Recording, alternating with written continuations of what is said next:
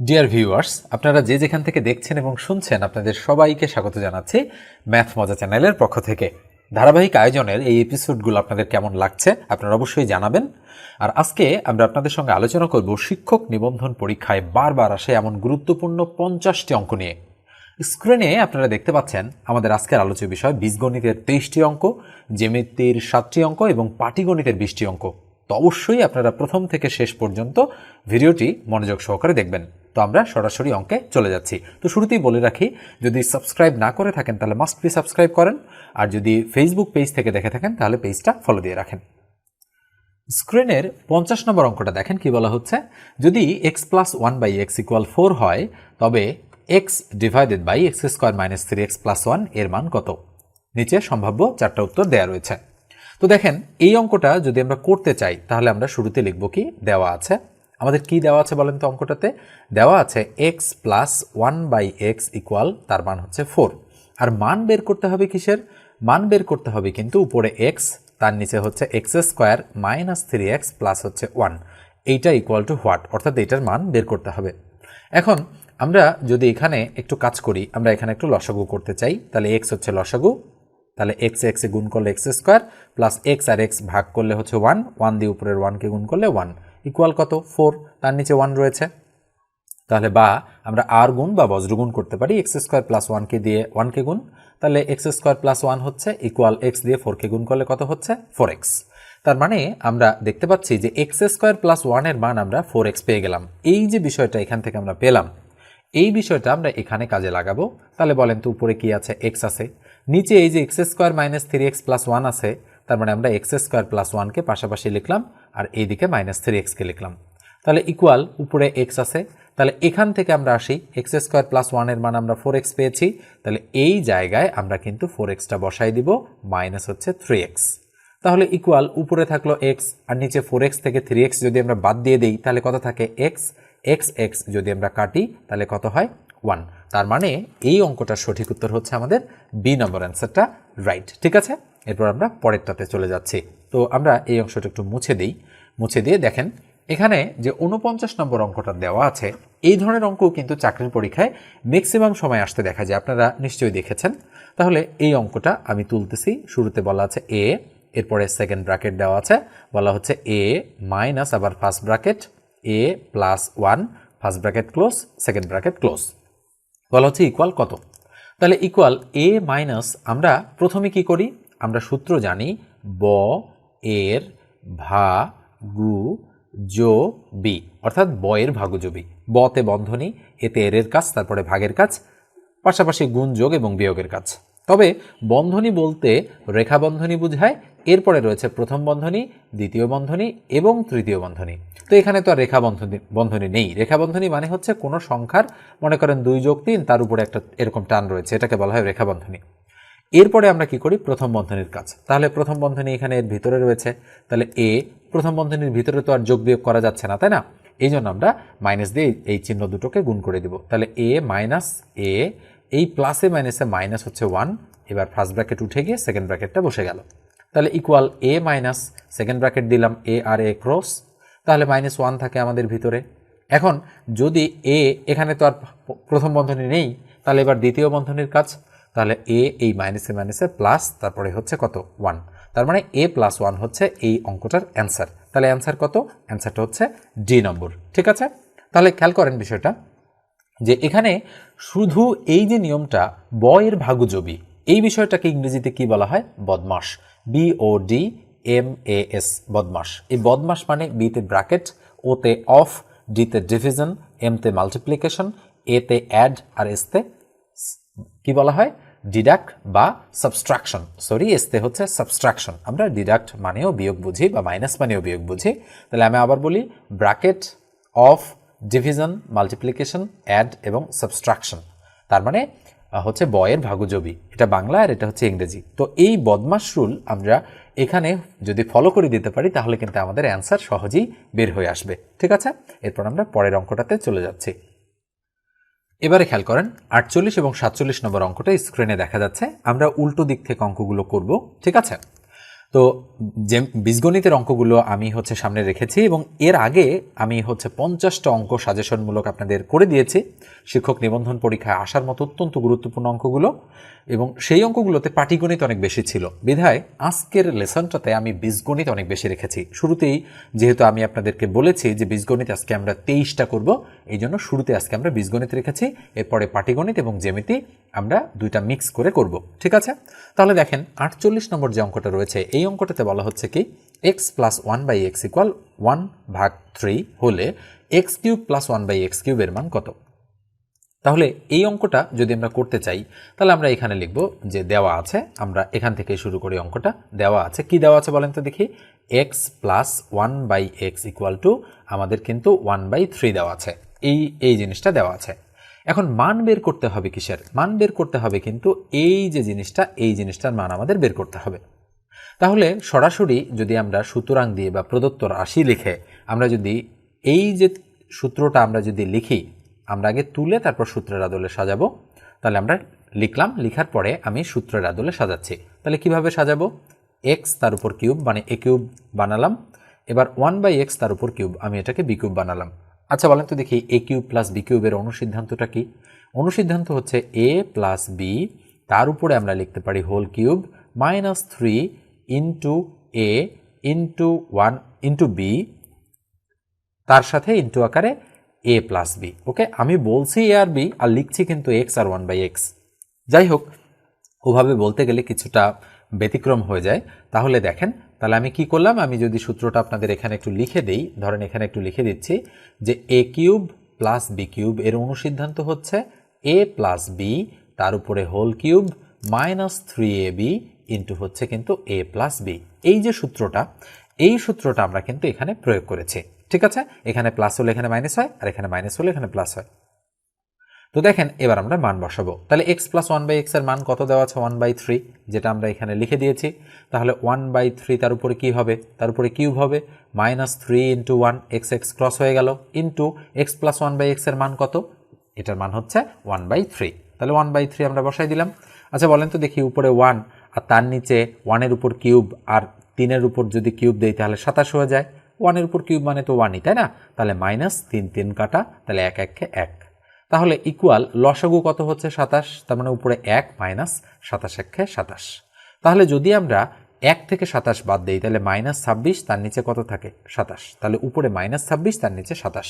আচ্ছা বলেন তো দেখি অ্যান্সারটা কোথায় রয়েছে? এই মাইনাসটা কিন্তু মাঝখানে দেওয়া যে কথা, উপরে দেওয়া একই কথা, আবার নিচে দেওয়াও একই কথা। ঠিক আছে, এই মাইনাস নিয়ে কোনো সমস্যা নেই। 26/27 কোথায় রয়েছে দেখেন, আমাদের এখানেও কিন্তু রয়েছে 26/27, কিন্তু যেহেতু সামনে একটা মাইনাস ছিল তার মানে এ নম্বর অ্যান্সারটা কিন্তু এক্ষেত্রে আমাদের রাইট। ঠিক আছে, এরপর আমরা 47 নম্বর অঙ্কটা দেখব, এটা আমি একটু মুছে দিচ্ছি। তো দেখেন 47 নম্বর অঙ্কটাতে কি বলা হচ্ছে? বলা হচ্ছে x মাইনাস 1/x ইকুয়াল √5 হলে x cube minus 1/x cube equal two what? অর্থাৎ এটার মান কত আমাদেরকে বের করতে হবে। তো একটু আগেই কিন্তু আমি প্লাসের সূত্র দিয়ে একটা অঙ্ক করে দিয়েছি, এই জন্য আমি এখানে কিন্তু মাইনাসের সূত্র দিয়ে একটা অঙ্ক রেখেছি। তাহলে এখানে আমি কি লিখব? আমি লিখব দেওয়া আছে, কি দেওয়া আছে বলেন তো দেখি। x মাইনাস 1/x এর মান হচ্ছে √5, এটা দেওয়া আছে। কিসের মান বের করতে হবে? x cube minus 1/x cube. তাহলে আমি লিখতে পারি সুতরাং বা প্রদত্ত রাশি, আমি সরাসরি সূত্রের আদলে সাজালাম। তাহলে x কিউব আর 1/x তার উপর কি? কিউব। তাহলে কি হবে সূত্রটা? x মাইনাস 1/x তার উপর কিউব, এইবারে প্লাস হবে 3ab, তার মানে এইভাবে 3ab হয়ে গেল, ইন্টু a মাইনাস b হয়ে যাবে এখানে। অর্থাৎ এখানে যে চিহ্ন থাকে শেষেও এই একই চিহ্ন বসাতে হয়, আর মাঝখানে চিহ্নটা এর বিপরীত চিহ্ন হয়, এখানে মাইনাস হলে এখানে প্লাস। তাহলে x মাইনাস 1/x এর মান আমরা কত পেয়েছি বলেন তো দেখি। এখান থেকে কত আমাদের দেওয়া আছে? √5, যেটা আমরা শুরুতে দেওয়া আছে লিখেছিলাম। তাহলে √5 তার উপর কি হবে? কিউব প্লাস x ক্রস, তাহলে 3 আক্ষে 3, ইন্টু এটার মান কত আছে? √5, তাহলে দিয়ে দিলাম √5। তাহলে ইকুয়াল বলেন তো দেখি √5 কয়টা আছে? 3টা, তার মানে √5 ইন্টু √5 ইন্টু √5 প্লাস 3√5 হয়ে গেল এটা। তাহলে বলেন তো দেখি এই যে দুইটা √5, আমি √5 তার উপরে স্কোয়ার লিখতে পারি কিনা? অবশ্যই পারি, ইন্টু √5 প্লাস হচ্ছে 3√5, তাহলে ফাইনালি আমরা স্কোয়ার রুট কেটে কি বলবো? 5√5 প্লাস হচ্ছে 3√5। তাহলে বলেন তো দেখি 5টা √5 আর 3টা √5 মিলে কয়টা √5 হয়?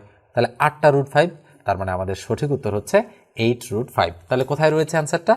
এ নম্বরে রয়েছে। তার মানে এ নম্বর অ্যান্সারটা নিঃসন্দেহে আমাদের রাইট অ্যান্সার। ঠিক আছে, এরপর আমরা পরের অঙ্কগুলোতে চলে যাচ্ছি। স্ক্রিনের 46 নম্বর অঙ্কটা কিন্তু আমি আপনাদেরকে হোমওয়ার্ক দিব, অর্থাৎ এই অঙ্কটা আপনারা করবেন এখনই, করার পরে আমাকে কিন্তু অ্যান্সার বের করে জানাবেন যে এই অঙ্কটার অ্যান্সার কত আসবে। এটা আমি HW দিয়ে দিলাম 46। তো মনে রাখবেন 46 নম্বর অঙ্ক আপনারা কমেন্ট সেকশনে এইভাবে লিখবেন, অঙ্ক নাম্বার 46 এর লিখবেন যে অঙ্ক নাম্বার 46 এর অ্যান্সার, এভাবে লিখবেন যে অ্যান্সার কত হবে সেটা এখানে বসাই দিয়ে আপনারা কমেন্ট করে ফেলবেন। ঠিক আছে, তো এইভাবে আপনাদের কিন্তু অঙ্কগুলো একেবারে ধারাবাহিকভাবে কিন্তু আপনাদের করতে হবে অঙ্কগুলো। ঠিক আছে, অর্থাৎ একই নিয়মের আপনারা দুইটা বা তিনটা অঙ্ক করবেন, করার পরে বাকি যে হচ্ছে আমি হোমওয়ার্ক দেব সেগুলো কিন্তু সাথে সাথেই করতে হবে। এটাও কিন্তু a³ + b³ এর সূত্র। তো এটা অনেক সহজ অঙ্ক, আমি করে দিচ্ছি না, এটা আপনাদের হোমওয়ার্ক দিয়ে দিচ্ছে। এরপরে দেখেন পরের অঙ্কটাতে আমি চলে যাচ্ছি। তো 45 নম্বর অঙ্কটা খেয়াল করেন, 3x + 3x + 3x। আমি আগে অঙ্কটা তুলি, কিভাবে দেওয়া রয়েছে, জাস্ট তিনটা 3x রয়েছে।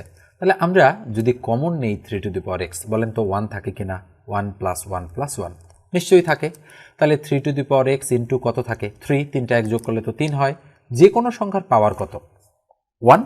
তার মানে দুইটা 3-এর মধ্যে আমরা একটা 3 নিতে পারি আর উপরে পাওয়ারগুলো যোগ হয়, তাহলে x + 1 হয়ে গেল। তাহলে 3x + 1 হচ্ছে আমাদের অ্যান্সার।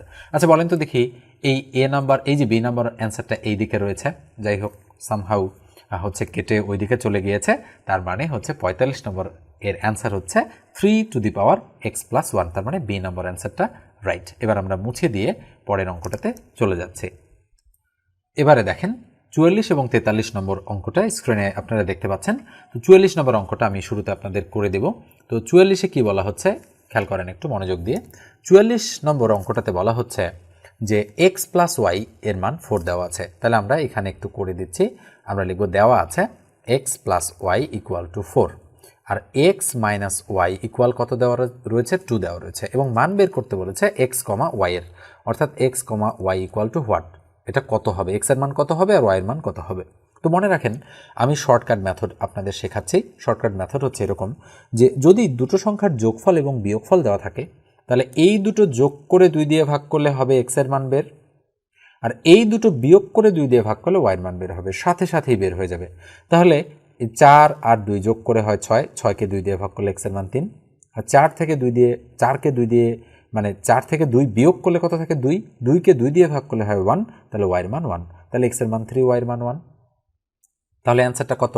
3 আর 1, তার মানে সি নাম্বার অ্যান্সারটা এক্ষেত্রে রাইট। ঠিক আছে, এরপরে দেখেন আমি যদি এই অঙ্কটা করতে চাই তাহলে আমি টান দিব, টান দিয়ে এটা কাটা, তাহলে কত থাকলো? 2x = 4 আর 2 কত? 6, তাহলে x = 6কে 2 দিয়ে ভাগ করলে কত হয়? 3, এবং এই x এর মান আমি হয় 1 নং সমীকরণ অথবা 2 নং সমীকরণ যে কোনো একটাতে বসাতে পারি। আমি 1 নংয়ে বসালাম, তাহলে 1 নংয়ে বসালে কি হয়? x + y = 4, তাহলে x এর মান 3, তাহলে 3 + y = 4, সুতরাং y = 4 থেকে 3 গেলে কত থাকে? 1। তার মানে মুহূর্তের মধ্যেই আপনারা এই প্রশ্নটা যদি আসে তাহলে আপনারা কি করবেন? এই যে যোগফল আছে, বিয়োগফল আছে, 4 আর 2 যোগ করে 2 দিয়ে ভাগ করলে 4 2 6, 6কে 2 দিয়ে ভাগ করলে 3, তাহলে x এর মান হচ্ছে 3। তো শুরুতেই যেহেতু x এর মান দেওয়া রয়েছে সবগুলার শুরুতে, তার মানে এটাই হবে অ্যান্সার, কেননা শুরুতে x এর মান, পরেরটাতে কিন্তু শুরুতে 1 রয়েছে, এটা কিন্তু y এর মান, তাই না? তো সেক্ষেত্রে সি নম্বর অ্যান্সার আপনি একেবারে মুহূর্তের মধ্যেই বুঝে যাবেন। এরপরে দেখেন 43 নম্বর যে অঙ্কটা রয়েছে, বলা হচ্ছে 2x + 1 = 8x + 1 হলে x এর মান কত? তাহলে আমরা অঙ্কটা তুলব শুরুতে, এই যে 43 নম্বর অঙ্ক আমরা তুলতেছি যে 2x + 1 = 8x + 1, কার মান বের করতে হবে? x এর মান। তার মানে আমরা বলতে পারি এখানে যে x = হোয়াট, এটা বের করতে হবে। তাহলে বা আমরা কি করতে পারি? 2x + 1 = এই 8 মানে হচ্ছে 2 এর উপর কিউব, আর পাওয়ার হিসেবে কে আছে আগে? x + 1। ঠিক আছে, মনে রাখবেন যে পাওয়ার সবসময় গুণ হয়। আচ্ছা, তাহলে বা 2x + 1 = 2, এই 3 দিয়ে এই পুরোটাকে গুণ হবে, তাহলে 3x প্লাস হচ্ছে 3। তো আমরা একটা নিয়ম জানি যে যদি বেজ ইকুয়াল বেজ হয় তাহলে আমরা লিখতে পারি পাওয়ার ইকুয়াল পাওয়ার, আবার যদি পাওয়ার ইকুয়াল পাওয়ার হয় তাহলে আমরা লিখতে পারি বেজ ইকুয়াল বেস। তো এই অঙ্কটাতে খেয়াল করে দেখেন একটু, এই বেজ আর বেজ সমান হয়েছে, উপরের গুলাকে বলা হয় পাওয়ার আর নিচের গুলাকে বলা হয় বেজ। তাহলে বেজ যেহেতু সমান হয়েছে তাহলে সুতরাং আমরা লিখতে পারি x + 1 = 3x প্লাস 3 নিশ্চিতভাবেই লেখা যায়। এখন এই এক্সকে এইদিকে নিয়ে যাবো, এই 3কে এইদিকে নিয়ে আসবো, অথবা আমরা উল্টোটাও করতে পারি। আমরা এক্স এই 3xকে এইদিকে নিয়ে আসলাম, 3x ইকুয়াল টু ওই 3 ওইদিকে থাকলো, এই 1 ওইদিকে গেলে কি হয় -1। তাহলে কি বলতে পারি আমরা -2x ইকুয়াল টু 2। এখন আমরা বলতে পারি সুতরাং x ইকুয়াল টু উপরে 2, এই -2 নিচে চলে গেল, যেহেতু গুণ আকারে আছে ভাগ হয়ে গেল, তাহলে এটা আর এটা যদি কাটাকাটি করি তাহলে -1 আসে, তার মানে আমাদের সঠিক উত্তর হচ্ছে -1। দেখেন ডি নম্বরে অ্যান্সারটা রয়েছে -1। ঠিক আছে, এরপর আমরা পরেরটাতে চলে যাচ্ছি। এবারে আপনারা 42, 41 এবং 40 নম্বর অঙ্ক স্ক্রিনে দেখতে পাচ্ছেন। তো দেখেন 42 নম্বর অঙ্কটা আমি করেই দিব, কারণ হচ্ছে এই ধরনের অঙ্ক আপনাদের করতে অনেক সময় প্রবলেম হয়ে যায়। তো 42-এ কি বলা হচ্ছে এখানে যে 5 টু দি পাওয়ার কত আছে, এক্স আছে, plus 8 into 5 to the power x আছে, plus 16 into 5 to the power x আছে, বলা হচ্ছে ইকুয়াল কত 1। অর্থাৎ আমরা 5 to the power x plus 8 into 5 to the power x plus 16 into 5 to the power x equal 1, এটা আমরা তুললাম। তোলার পরে আমরা এখানে হচ্ছে ইকুয়াল 1 দেখতে পাচ্ছি এবং বলা হচ্ছে এক্স এর মান কত। তাহলে বা আমরা 5 to the power x common নিব, কমন নিলে কি থাকে 1 প্লাস 8 প্লাস হচ্ছে 16 ইকুয়াল টু 1 থাকলো এইদিকে। তাহলে বা আমরা লিখতে পারি 5 to the power x into, তাহলে 16 আর 8 কত হয় 24 আর 1 25, তাহলে 25 ইকুয়াল টু হচ্ছে 1। তাহলে বা 5 to the power x into 25 মানে কত 5 এর স্কোয়ার ইকুয়াল 1।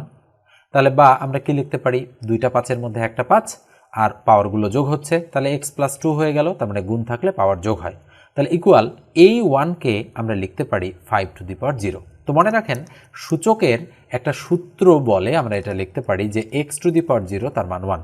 তার মানে আমি যদি বলি 5 টু দি পাওয়ার 0 তার মানে 1, আমি যদি বলি 100 টু দি পাওয়ার 0 তার মানে 1, আমি যদি বলি 1 কোটি, মানে যদি আমি শূন্য দেই, এতগুলো শূন্য দিলাম, একক দশক শতক হাজার অযুত লক্ষ নিযুত কোটি, 10 কোটির উপর 0 তার মানও কিন্তু 1। ঠিক আছে, তার মানে এই 1কে আমি যে কোনো সংখ্যার পাওয়ার শূন্য হিসেবে লিখতে পারি।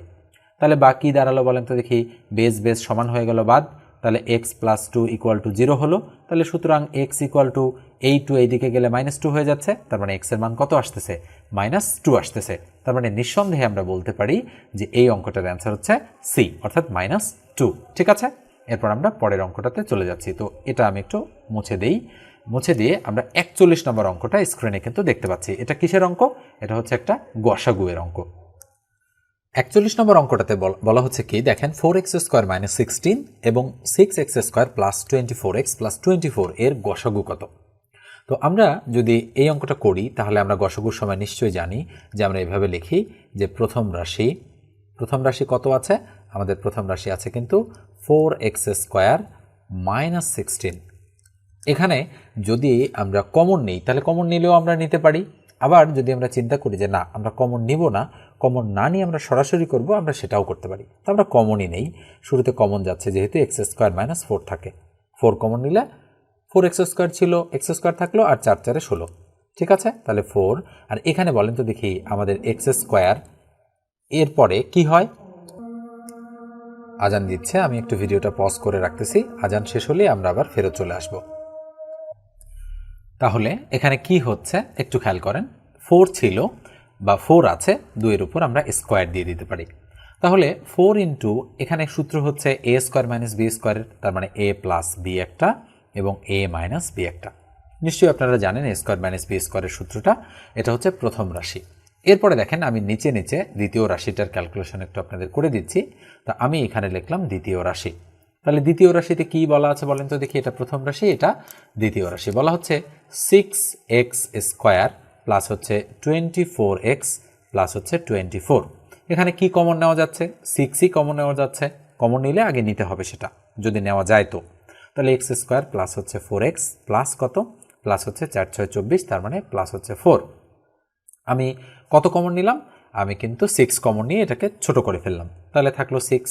এখন খেয়াল করেন বিষয়টা এখানে, যে এই যে এখানে এক্স স্কোয়ার রয়েছে, আমি দেখি তো এখানে কোনো সূত্র প্রয়োগ করা যায় কিনা, অবশ্যই যায়। তার মানে এই 4কে আমি 2 এর উপর স্কোয়ার দিতে পারি, সূত্রের 2 ইন্টু a বলতে কত x ইন্টু b বলতে কত 2। তার মানে আমি বুঝতে পারতেছি যে এখানে a square plus 2ab plus b square. দেখেন এই লাইনটা ক্যালকুলেশন করলে কিন্তু এই লাইনটাই হয়, কিন্তু আমি সূত্রের আদলে এটাকে সাজালাম, তাহলে হয় 6 ইন্টু x প্লাস 2 তার উপর হোল স্কোয়ার। আচ্ছা, x plus two whole square এর অর্থ কি? দুইটা এক্স প্লাস টু রয়েছে, তাহলে আমরা এই লাইনটাকে এভাবেও লিখতে পারি 6 into x plus two x plus two. ঠিক আছে, আমরা চাইলে এভাবেও রাখতে পারি অথবা চাইলে এভাবেও রাখতে পারি। এখন কি বের করতে বলেছে? আমার কিন্তু গসাগু বের করতে বলেছে, তাহলে আমরা লিখব নির্ণেয় গসাগু। গসাগু ইকুয়াল, তাহলে আগে সংখ্যাগুলোর গসাগু করতে হবে। তাহলে 4 আর 6 এর গসাগু কত হবে? তাহলে 4কে দিয়ে 6কে ভাগ, তাহলে 4 1 4 থাকলো 2, 2 দিয়ে 4কে ভাগ, তাহলে 2 2 4। তার মানে গসাগু কত হলো? গসাগু হলো 2। তার মানে আমরা নির্ণেয় গসাগু 2 ইন্টু, আচ্ছা খেয়াল করেন তো এখানে যে আর কোনো সংখ্যার সাথে এখানে অপশনগুলোতে 2 আছে কিনা, শুধু একটাতে আছে 2, তাহলে নিঃসন্দেহে ডি নম্বর অ্যান্সারটাই রাইট হবে এক্ষেত্রে, তাই না? কেননা আর তো কোনো অপশনে 2 নাই। কিন্তু গসাগুর সময় আমরা কি করি? শুধু মিলটাকেই নেই। তার মানে এখানে দেখেন এক্স প্লাস টু আছে, এখানেও দেখেন এক্স প্লাস টু আছে, মানে এমন সংখ্যা নিতে হবে যেন 2 জায়গাতেই থাকে। তো এক্স প্লাস টু, তাহলে 2 ইন্টু এক্স প্লাস টু হচ্ছে আমাদের অ্যান্সার। তার মানে সঠিক অ্যান্সার হচ্ছে আমাদের ডি নম্বরটা রাইট। ঠিক আছে, আমরা এটা মুছে দিয়ে 40 নম্বর অঙ্কটাতে চলে যাচ্ছে। তো দেখেন 40 নম্বর অঙ্কটাতে কি বলা হচ্ছে? বলা হচ্ছে এ প্লাস 1/a ইকুয়াল √3 হলে এ স্কোয়ার প্লাস 1/a স্কোয়ার এর মান কত? তাহলে আমরা অনুসিদ্ধান্ত জানি। অনুসিদ্ধান্ত কি? যদি আমরা a square plus b square এইটার আমরা অনুসিদ্ধান্ত প্রয়োগ করি, তাহলে আমরা লিখতে পারি a plus b whole square minus 2ab। এটা একটা অনুসিদ্ধান্ত। বা এই অনুসিদ্ধান্তটাকে আমরা এভাবেও লিখতে পারি a square plus b square equal a minus b whole square plus 2ab। অর্থাৎ চাইলে আমরা এটাও লিখতে পারি, চাইলে আমরা এটাও লিখতে পারি, কিন্তু মানের উপর ডিপেন্ড করবে কোনটা লেখা উচিত। তাহলে খেয়াল করেন এখানে মান দেওয়া আছে প্লাসের, তাই আমরা প্লাসের সূত্রটাই নিব বা প্লাসের অনুসিদ্ধান্তটাই নিব, তাই না? তাহলে আমি এটা একটু মুছে দিয়ে অঙ্কটাতে চলে যাচ্ছি। তাহলে দেওয়া আছে, আমরা লিখবো যে দেওয়া আছে এটা। এরপরে আমাদের মান বের করতে হবে এ স্কোয়ার প্লাস 1/a তার উপর স্কোয়ার। আমি এই জিনিসটাকে এই আদলে সাজালাম। সাজানোর পরে আমি কি করব? অনুসিদ্ধান্ত প্রয়োগ করব। তাহলে এ প্লাস বি তার উপর whole square minus 2ab, 2 into a into b. দেখেন সূত্রের আদলে আমাদের সাজানো শেষ। তাহলে এখন যদি আমরা মান বসাই, তাহলে এটার মান তো √3 দেওয়া রয়েছে। √3 উপর স্কোয়ার মাইনাস 2 ইন্টু এ কাটা 1, তাহলে স্কোয়ার রুট কাটা যাচ্ছে, তাহলে 3 মাইনাস 2, তার মানে আমাদের সঠিক উত্তর কত? 1। তার মানে দেখা যাচ্ছে যে 40 নম্বর অঙ্কটার অ্যান্সার হচ্ছে ডি নম্বরটা রাইট। ঠিক আছে, এরপর আমরা পরেরটাতে চলে যাচ্ছি। তো এ পর্যায়ে আমি একটু বলি আপনাদেরকে, আপনারা যারা এখন পর্যন্ত সাবস্ক্রাইব করেননি চ্যানেলটা, তো সবাই অবশ্যই আপনারা সাবস্ক্রাইব করবেন আর ভিডিওটাতে একটা লাইক দিয়ে দেবেন। আর যদি ফেসবুক পেজ থেকে মুহূর্তে ভিডিওটা আপনারা দেখে থাকেন, তো হচ্ছে পেজটা ফলো দিয়ে দেন। আর আমার একটা অনলাইন ব্যাচ রয়েছে, সেই ব্যাচে আমি নিবন্ধন, প্রাইমারি এবং বিসিএস প্রিলিমিনারির যারা আপনারা প্রিপারেশন নিচ্ছেন, অর্থাৎ এমসিকিউ টাইপের অঙ্কের যারা প্রিপারেশন নিচ্ছেন, পাশাপাশি হচ্ছে 10ম গ্রেড থেকে 16তম বা 18তম গ্রেডের যারা প্রস্তুতি নিচ্ছেন, তারাও আমার এই কোর্সে জয়েন করতে পারেন। শুধুমাত্র ম্যাথ কোর্স এবং 510 টাকার বিনিময়ে আমি ফুল কোর্সটা আপনাদের করিয়ে থাকি। তো অবশ্যই আপনারা এই কোর্সে জয়েন করবেন। এবং এটা স্পেশাল ব্যাচ, যেখানে 36টার মতো ক্লাস থাকে, এর মধ্যে 24টা লাইভ ক্লাস এবং 12টা রেকর্ডেড ক্লাস থাকে। আপনারা চাইলে জয়েন করতে পারেন এবং জয়েন করলে আমি আপনাদের ম্যাথের একটা সাজেশন দিব, পিডিএফ সাজেশন, এবং অত্যন্ত গুরুত্বপূর্ণ অঙ্কগুলো সেখানে হচ্ছে করে দেওয়া রয়েছে। আমি যেভাবে করাই সেভাবেই করে দেওয়া রয়েছে। পাশাপাশি ডিটেইলসও কিন্তু সেখানে কিছু কিছু রয়েছে শীটটাতে। এবং আপনারা যদি জয়েন করেন, তাহলে নিবন্ধন পরীক্ষার জন্য এই মুহূর্তে বাংলা, ইংরেজি, সাধারণ জ্ঞান এবং অঙ্ক, এই 4টা বিষয়ের সাজেশন আমি আপনাদেরকে দিয়ে দেব। তবে অবশ্যই আপনার 510 টাকা পে করতে হবে, মানে হচ্ছে সেন্ড মানি করতে হবে 01738280760 এই নাম্বারে আপনারা বিকাশে বা নগদে 510 টাকা সেন্ড করবেন। সেন্ড করার পরে আমাকে হোয়াটসঅ্যাপে আপনারা টেক্সট করবেন, বা এই নম্বরেও আপনারা টেক্সট করতে পারেন। হোয়াটসঅ্যাপ নাম্বারটাও আমি দিয়ে দিচ্ছি 01642702760। ওকে, আপনারা এই নাম্বারেই আমাকে হোয়াটসঅ্যাপে যোগাযোগ করতে পারেন বা সরাসরি আপনারা কলও করতে পারেন। তবে বিকাশ নম্বর এবং নগদ নম্বর কিন্তু এটা। ঠিক আছে, তো এবার আমরা পরের অঙ্কটাতে চলে যাচ্ছি। স্ক্রিনের নিচের দিকে 39 নম্বর অঙ্কটা দেখেন আপনারা। এই অঙ্কটা কিন্তু খুবই সহজ, একটু আগেই আমি এই আদলে অঙ্ক করে দিয়েছি আপনাদেরকে। তো অবশ্যই 39 নম্বর অঙ্কটা আমি আপনাদের হোমওয়ার্ক দিব এবং অঙ্কটা অবশ্যই করে কমেন্ট সেকশনে আপনারা জানাবেন যে 39-এর অ্যান্সার এত। ঠিক আছে, এরপরে দেখেন 38 নম্বর যে অঙ্কটা, এটা হলো ফাংশনের একটা অঙ্ক। বলা হচ্ছে function x equal x square minus 4x plus 4 হলে ফাংশন এক্স এর জায়গায় 2 রয়েছে, এর মান নিচের কোনটি? অর্থাৎ এই x square minus 4x plus 4, এই যেখানে যেখানে এক্স রয়েছে সেখানে সেখানে যদি আমি 2 বসাই তাহলে উত্তরটা কত হবে সেটাই কিন্তু আমাদের বের করতে বলেছে। ঠিক আছে, তাহলে আমরা কি করব, আমরা সরাসরি এখানে অঙ্কটা তুললাম। ধরেন যে ফাংশন এক্স ইকুয়াল টু আমাদের দেওয়া রয়েছে কি এক্স স্কোয়ার মাইনাস হচ্ছে 4x প্লাস হচ্ছে 4।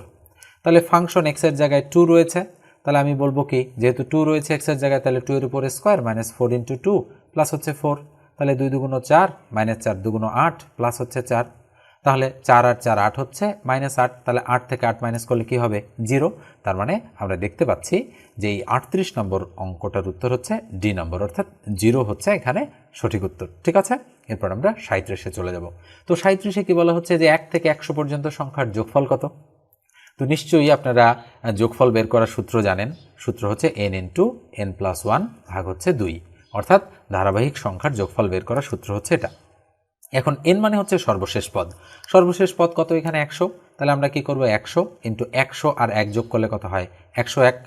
n এর মান তো সর্বশেষ পদটা, তাই না, যেহেতু ধারাবাহিক রয়েছে সংখ্যাগুলো 1 থেকে 100 পর্যন্ত। তাহলে ভাগ হবে 2, 2 দিয়ে যদি আমরা কাটি তাহলে 50, 50 দিয়ে যদি আমরা 101কে গুণ করি তাহলে 50 একে 50, 50 একে 50, তার মানে 5050 হচ্ছে আমাদের সঠিক উত্তর। তার মানে সি নম্বর অ্যান্সারটা রাইট। এরপরে দেখেন তার আগে যে অঙ্কটা রয়েছে 36 নম্বর অঙ্ক, আমি একটু তাড়াতাড়ি করাচ্ছি। এটা হচ্ছে গসাগু সংক্রান্ত একটা অঙ্ক। আমি কিছুক্ষণ আগে কিন্তু আপনাদের গসাগু একটা অঙ্ক আমি ডিটেলস করে দিয়েছি এবং এটা হচ্ছে কিন্তু সূত্র সংক্রান্ত একটা অঙ্ক। তো 36 নম্বর অঙ্কটা আমি আপনাদের করে দিচ্ছি না আপাতত। আচ্ছা, আমি এটা করেই দিই, আপনারা হয়তো অনেকে নাও পারতে পারেন। তাহলে আমি প্রথম রাশি লিখে কি করব, এ স্কোয়ার মাইনাস বি স্কোয়ার, এর সূত্রটা কি এ প্লাস বি ইন্টু হচ্ছে এ মাইনাস বি লিখলাম। এবারে দ্বিতীয় রাশি কি হবে, দ্বিতীয় রাশি রয়েছে এ কিউব প্লাস হচ্ছে বি কিউব।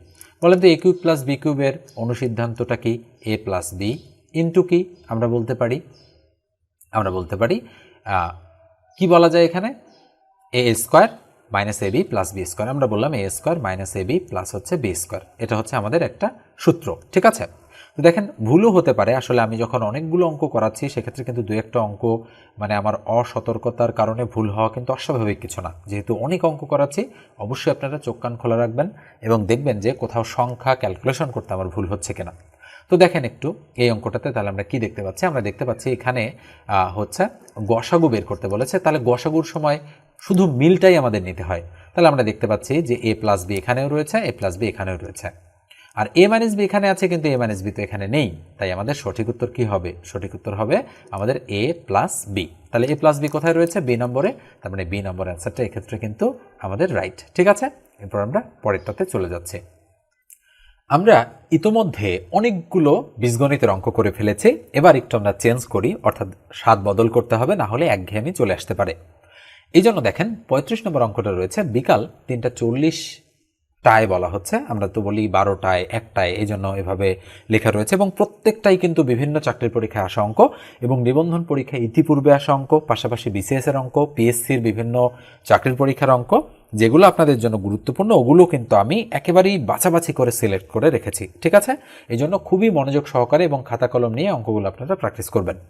তাহলে এই অঙ্কটা যদি আমরা করি তাহলে কি বলা হচ্ছে যে ঘন্টার কাঁটা এবং মিনিটের কাঁটার মধ্যবর্তী কোণের মান কত ডিগ্রি, 120, 125, 130 নাকি 135। তাহলে অঙ্কটা যদি আমরা সলিউশন করতে চাই তাহলে আমাদের একটা সূত্র মনে রাখতে হবে।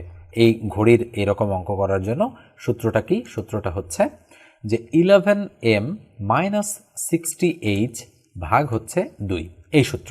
m মানে মিনিট আর h মানে আওয়ার বা ঘন্টা। ঠিক আছে, তাহলে এই অঙ্কটাতে আমরা দেখতে পাচ্ছি নিচে তো 2 আছেই, 11m তার মানে মিনিট কত 40, তার মানে আমরা বলতে পারি 11 ইন্টু 40 মাইনাস 60 দিলাম ইন্টু h এর মান কত বলেন তো দেখি, h মানে তো 3টা মানে আওয়ার, তার মানে 3 আওয়ার্স। তাহলে কত হচ্ছে নিচে 2, তাহলে 4 11 44, তার মানে 440 মাইনাস 3 6 18, তার মানে 180। তাহলে আমরা কি বলতে পারি 0 0, তাহলে 8 আছে 14 মিলাতে 6, 1 আর 1 2, তার মানে 260, নিচে কত 2, যদি আমরা কাটাকাটি করি 13 2 26, তার মানে 130, তার মানে আমাদের সঠিক উত্তর হচ্ছে সি নাম্বারটা রাইট। দেখেন যদি আপনারা শর্টকাট মেথড বা শর্টকাট সূত্রগুলো জানতে পারেন তাহলে কিন্তু অঙ্ক করা আপনাদের জন্য কোনো ব্যাপারই না। জাস্ট এই ধরনের অঙ্ক আপনাদের করে ফেলতে হবে খুব সহজেই এই সূত্রের সাহায্যে। ঠিক আছে, তো এখানে আমি একটু বলে দেই, একটু নোট আপনাদের দিয়ে দেই, অঙ্ক করার সময় না হলে প্রবলেম হতে পারে। কখনো যদি কোনো অঙ্কের অ্যান্সার 180 ক্রস করে যায় তাহলে কিন্তু আপনারা সরাসরি উত্তর দাগাবেন না। তখন কি করবেন, 360 থেকে যেটা অ্যান্সার বের হয়েছে সেটা বিয়োগ করে দিলে আপনাদের নতুন উত্তর বের হয়ে যাবে, সেটা দাগাবেন। আমি আবার বলি যে আমি যে অ্যান্সারটা বের করেছি 130 সরাসরি দাগিয়েছি, কিন্তু এই যেটা অ্যান্সার আপনি বের করলেন সেটা যদি 180 অপেক্ষা বড় হয় তাহলে সরাসরি আপনার উত্তর দাগাবেন না। তখন কি করবেন, যেটা বের হয়েছে সেটা বাদ দেবেন, 360 থেকে বাদ দিয়ে যেটা থাকবে সেটাই হবে অ্যান্সার। নিশ্চয়ই আমি কথাটা আপনাদেরকে বুঝাতে পেরেছি। এটা আমি না বললেও পারতাম, কিন্তু বলে দিলাম যেন অঙ্ক করতে আপনাদের কোনো প্রবলেম না হয়। ঠিক আছে, এরপরে দেখেন 34 নম্বর অঙ্কটা, আবারও বীজগণিতেরই একটা অঙ্ক এখানে এসেছে। বলা হচ্ছে এম এর মান কত হলে 4x² - mx + 9 একটি পূর্ণবর্গ হবে। বলা হচ্ছে কার মান, এম এর মান কত হলে। তাহলে আমরা অঙ্কটা আগে লিখি, 4x² - mx + 9 পূর্ণবর্গ হওয়ার অর্থ কী? পূর্ণবর্গ মানে যেমন আমি যদি বলি 25, এটা একটা পূর্ণবর্গ সংখ্যা। কেন? কেননা এটাকে 5-এর উপর স্কোয়ার অর্থাৎ 5 × 5 এই আদলে সাজানো যায়। আমি যদি বলি 36 একটা কি সংখ্যা? এটা একটা পূর্ণবর্গ সংখ্যা, কেননা 6-এর উপর স্কোয়ার দিলে 36 হয়। কিন্তু 23 একটা পূর্ণবর্গ সংখ্যা নয়, কেননা দেখেন এই আদলে কোনো কিছু মানে 23কে সাজানো যাচ্ছে না কোনো কিছু দিয়ে। ঠিক একইভাবে বীজগাণিতিক রাশির ক্ষেত্রে a + b হোল স্কোয়ার এটা একটা পূর্ণবর্গ রাশি এবং a - b হোল স্কোয়ার এটা একটা পূর্ণবর্গ রাশি। ঠিক আছে, আমরা যদি কোনো কারণে এই রকম বানাতে পারি তাহলেই আমরা পূর্ণবর্গ বলতে পারবো। তো a + b হোল স্কোয়ার মানে a² + 2ab + b square, a - b whole square মানে a² - 2ab + b স্কোয়ার। ওটা বানালেও কিন্তু হবে।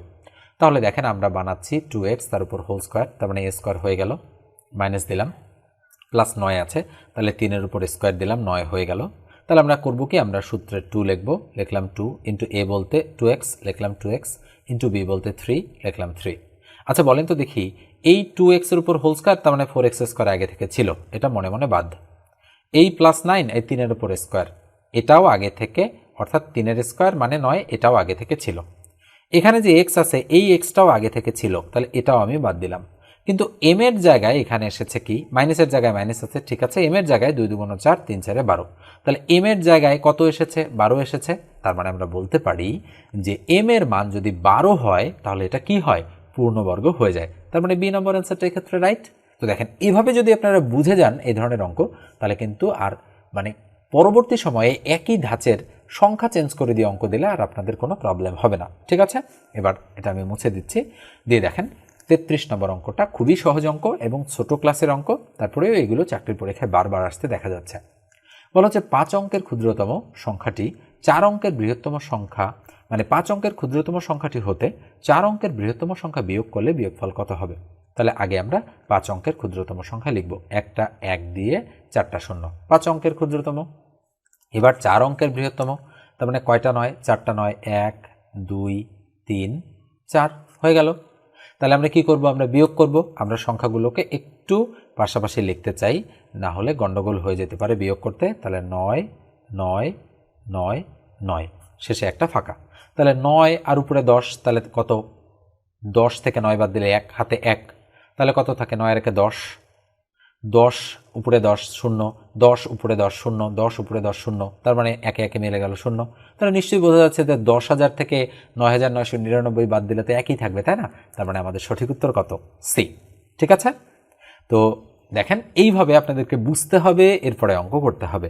বুঝতে না পারলে কিন্তু হবে না কখনো। এরপরে আমরা 3 ভাগের 1 ভাগ অঙ্ক করে ফেলেছি অলরেডি। তো এই পর্যায়ে আপনারা একটু রেস্ট নিতে পারেন। অঙ্কগুলো তো করা হলো, আপনারা ভিডিওটা পজ করে 2-3 মিনিট একটু রেস্ট নিতে পারেন। রেস্ট নিয়ে আবারও অঙ্ক আপনারা শুরু করতে পারেন। এক নাগারে ভিডিওটা দেখতে আপনাদের হয়তো প্রবলেম মনে হতে পারে, যদি মনে না হয় তাহলে আপনারা কন্টিনিউ করতে পারেন। ওকে, তো দেখেন, এবং এই পুরো 50টা অঙ্কই কিন্তু আপনারা খাতা কলমে তুলে রাখবেন। আমি কিভাবে করাচ্ছি, দরকার হলে একাধিকবার আপনারা ভিডিওটা দেখবেন। এবং এই ধরনের ভিডিও কিন্তু আপনারা সচরাচর পাবেন না। ঠিক আছে, খুবই রেয়ার কেস এই ধরনের ভিডিওগুলো, অর্থাৎ এত লেন্দি ভিডিও অনেকেই তৈরি করবে না। আমি নিশ্চিতভাবেই বলতে পারি 500 জন ইউটিউবারের মধ্যে হয়তো হাতে গোনা 2-4 জন কিন্তু এরকম করতে পারে। ঠিক আছে, তো এই কারণে আপনারা খুবই সুন্দরভাবে অঙ্কগুলো তুলে রাখবেন এবং আমি যে নিয়মে অঙ্কগুলো করাচ্ছি মনে রাখবেন, আমার দীর্ঘ 10-11 বছরের অঙ্ক শেখানোর এক্সপিরিয়েন্স থেকে আমি আপনাদের কিন্তু বিষয়গুলো বোঝাচ্ছি। আপনারা হয়তো 2-4 বছর ধরে প্র্যাকটিস করছেন বা কেবলই করা শুরু করেছেন। আমি যেহেতু এই লাইনে অনেক দিন ধরে আছি, সেক্ষেত্রে আমি বুঝি এবং আমি জানি যে কোন অঙ্ক করার বেস্ট ওয়ে কোনটা। ঠিক আছে, এত কিছু আমি খুব আপনাদের সামনে যেহেতু পরীক্ষা এবং এই পরীক্ষায় যেন আপনারা ভালো করতে পারেন, এই জন্য কিন্তু আমি এই ভিডিওগুলো তৈরি করছি। ঠিক আছে, তো যেটা বলছি একটু আগে, যদি আমার পেইড ব্যাচে আপনারা জয়েন করতে চান, যেগুলো সামনে পরীক্ষা আছে সেগুলো তো থাকবেই, পাশাপাশি একটা পেইড ব্যাচে জয়েন করলে আমি কিন্তু পরবর্তী সময় আপনাদের অন্য ব্যাচেও শিফট করে দেই। যদি আমি মনে করি যে আপনাদের প্রস্তুতি আমার মন মতো হয়নি বা আপনারা ঠিকমতো শিখতে পারেননি, তাহলে আমি কিন্তু বারবার স্টুডেন্টকে আমার পেইড ব্যাচে এবং ফ্রিতেই, একটা ব্যাচে জয়েন করলে আমি পরবর্তী সময়ে কিন্তু তাদেরকে ফ্রিতেই অ্যাড করে দিই বিভিন্ন পেইড ব্যাচে। যদি আপনারা ঠিকমতো অঙ্ক করতে পারেন, আমি যা কাজ দিব যদি করতে পারেন, তাহলে আপনারা অবশ্যই এই সুযোগটা পেয়ে যাবেন।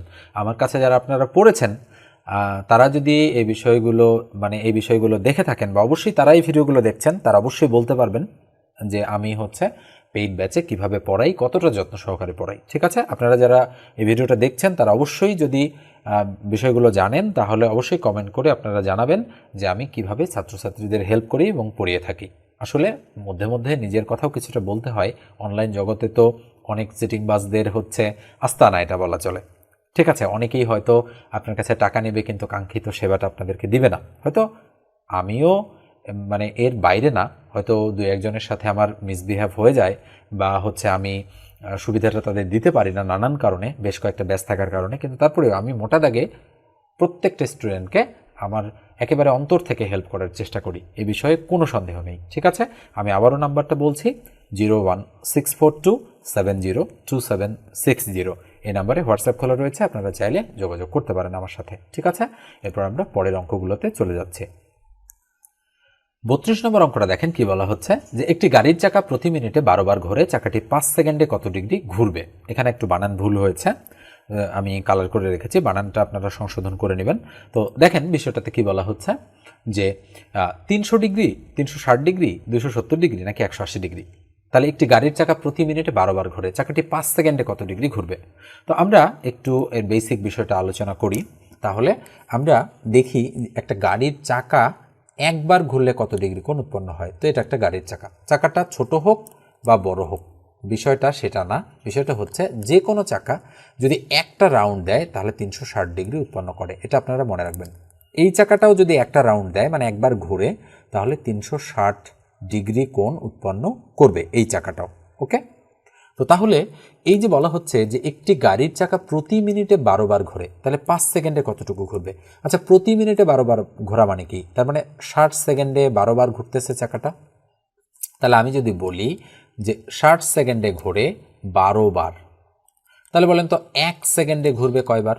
তার উপরে 12, তার নিচে 60। এবার 5 সেকেন্ডে ঘুরবে বলা হচ্ছে, তার 5 সেকেন্ডে কতবার ঘোরে? তাহলে 5 উপরে চলে যাবে, তাহলে 12 গুণন 5 ভাগ 60। তাহলে 12 দিয়ে যদি কাটি 5 12 60, 5 5 যদি কাটি থাকে 1, তার একবার ঘুরবে কয় সেকেন্ডে? 5 সেকেন্ডে চাকাটা একবার ঘুরবে। তাহলে একবার ঘুরলে কত ডিগ্রি কোণ উৎপন্ন করে? 360 ডিগ্রি কোণ। তাহলে এইভাবে যদি বুঝতে পারেন, তার এই অংশটা ঐকিক নিয়ম, আর বাকি যেটা সেটা হচ্ছে বেসিক। আপনি যদি না জানেন যে একটা চাকা একবার ঘুরলে 360 ডিগ্রি কোণ উৎপন্ন হয়, তাহলে কিন্তু হবে না। যেমন আমি যদি বলি যে এই একটা কি, এটা রেখাংশ, এটা লম্ব আর এটা ভূমি, আমরা এটাকে কি বলি? এটাকে আমরা বলি প্লাস প্লাস, একটা প্লাস মাইনাস, একটা মাইনাস মাইনাস, একটা মাইনাস প্লাস, তাই না? এটাকে আমরা বলি চতুর্থাংশ, প্রথম দ্বিতীয় তৃতীয় এবং চতুর্থাংশ, আমরা এইভাবে বলে থাকি। তাহলে আমি যদি এইভাবে একটা অ্যাঙ্গেল টানি বা কোণ টানি, তাহলে এটাকে আমরা 90 ডিগ্রি বলি। এই দিকে যদি একটা টানি, এটাও 90 ডিগ্রি। এই দিকে যদি আমি একটা টানি, এটাও 90 ডিগ্রি। ফাইনালি এখানে যদি আমি একটা টানি, এটাও 90 ডিগ্রি। আচ্ছা বলেন তো 4টা 90 মিলে 4 নং 36, 360 ডিগ্রি হয় কিনা? ফাইনালি দেখেন এটা একটা কিন্তু বৃত্ত হয়ে গিয়েছে। এই যে বেসিক বিষয়গুলো, এগুলো যদি আপনার মাথায় না থাকে, তাহলে কিন্তু অঙ্ক আপনি সারা জীবন করলেও খুব একটা লাভ হবে না। এই বেসিক বিষয়গুলো আপনাকে শিখতে হবে, এবং এগুলো কিন্তু আপনি শিখবেন ধীরে ধীরে ধীরে ধীরে। একবারে যদি আপনি শিখতে চান তাহলে কিন্তু হবে না। আমার এখান থেকে ধারণা নিলেন, পাশাপাশি পরবর্তী সময়ে এই ধরনের অঙ্কগুলো যখন করবেন, তখন এই ধারণাটা আপনি অ্যাপ্লাই করার চেষ্টা করবেন। এখন যদি 20% শেখেন তখন আরও 60% আপনার ধারণা হয়ে যাবে, 80% হবে, ধীরে ধীরে 90, 95, 99 পর্যন্ত আপনি চলে যাবেন। 100% কখনোই হবে না। একজন মানুষ যত শিখে সে বুঝতে পারে যে আমার শেখার পরিধি বা আমার শেখা তো মানে অনেক কম বা অনেক ক্ষুদ্র। মানে একজন মানুষ যত জানবে সে বুঝতে পারবে যে আমার জানার পরিধি কত ছোট। ঠিক আছে, এরপর আমরা পরের অঙ্কটাতে চলে যাচ্ছি। এবারে আপনারা 31 নম্বর অঙ্কটা দেখেন। কি বলা হচ্ছে? ক্রয় মূল্য বিক্রয় মূল্যের দ্বিগুণ হলে শতকরা লাভ বা ক্ষতির পরিমাণ কত? সম্ভাব্য উত্তরগুলো রয়েছে নিচে। তাহলে আমরা কি করতে পারি? আমরা ধরে নিতে পারি যে ক্রয় মূল্য এক্স, বা ধরে নিতে পারি বিক্রয় মূল্য এক্স, যেহেতু কোনোটাই আমাদের দেওয়া নেই, অথবা যেহেতু পার্সেন্টেজের অঙ্ক আমরা কিন্তু ধরে নিতে পারি ক্রয় মূল্য বিক্রয় মূল্য যে কোনোটা, তাই না? তাহলে খেয়াল করেন যে ক্রয় মূল্য 100 টাকা যদি আমি ধরি, তাহলে বলা হচ্ছে ক্রয় মূল্যটা বিক্রয় মূল্যের দ্বিগুণ। তার মানে নিশ্চিতভাবেই বোঝা যাচ্ছে যে বিক্রয় মূল্য 50 টাকা। তার মানে আমাদের লস হয়েছে, সেটা নিশ্চিতভাবেই আমরা বলতে পারি, যেহেতু বলা হচ্ছে ক্রয় মূল্যটা বিক্রয় মূল্যের দ্বিগুণ। অর্থাৎ বিক্রয় মূল্য 50 টাকা যদি হয় তাহলে ক্রয় মূল্য 100 টাকা। আমরা নর্মালি ক্রয় মূল্য 100 টাকা ধরে নিই। এবার বলেছে শতকরা লাভ বা ক্ষতির পরিমাণ কত? তাহলে আমি নিশ্চিতভাবেই বলতে পারি যে ক্ষতি হয়েছে, কেননা ক্রয় করেছি 100 টাকা দিয়ে, বিক্রি করেছি 50 টাকা। তাহলে বলেন তো দেখি, যদি ক্ষতির হার বের করি আমরা, তাহলে 100 টাকায় ক্ষতি কয় টাকা? 50 টাকা। তাহলে শতকরা ক্ষতি তার মানে গুণন 100, তাহলে 100 100 ক্রস গেল, ইকুয়াল কত শতাংশ? 50% আমাদের কি হয়েছে? ক্ষতি হয়েছে। তার মানে ক্ষতি হলো 50%। এটা গেল। এরপরে 30 নম্বর অঙ্কটা দেখেন স্ক্রিনে। কি বলা হচ্ছে? যে 2x প্লাস 2 ভাগ x ইকুয়াল 3 হলে x square plus 1/x square equal two কত?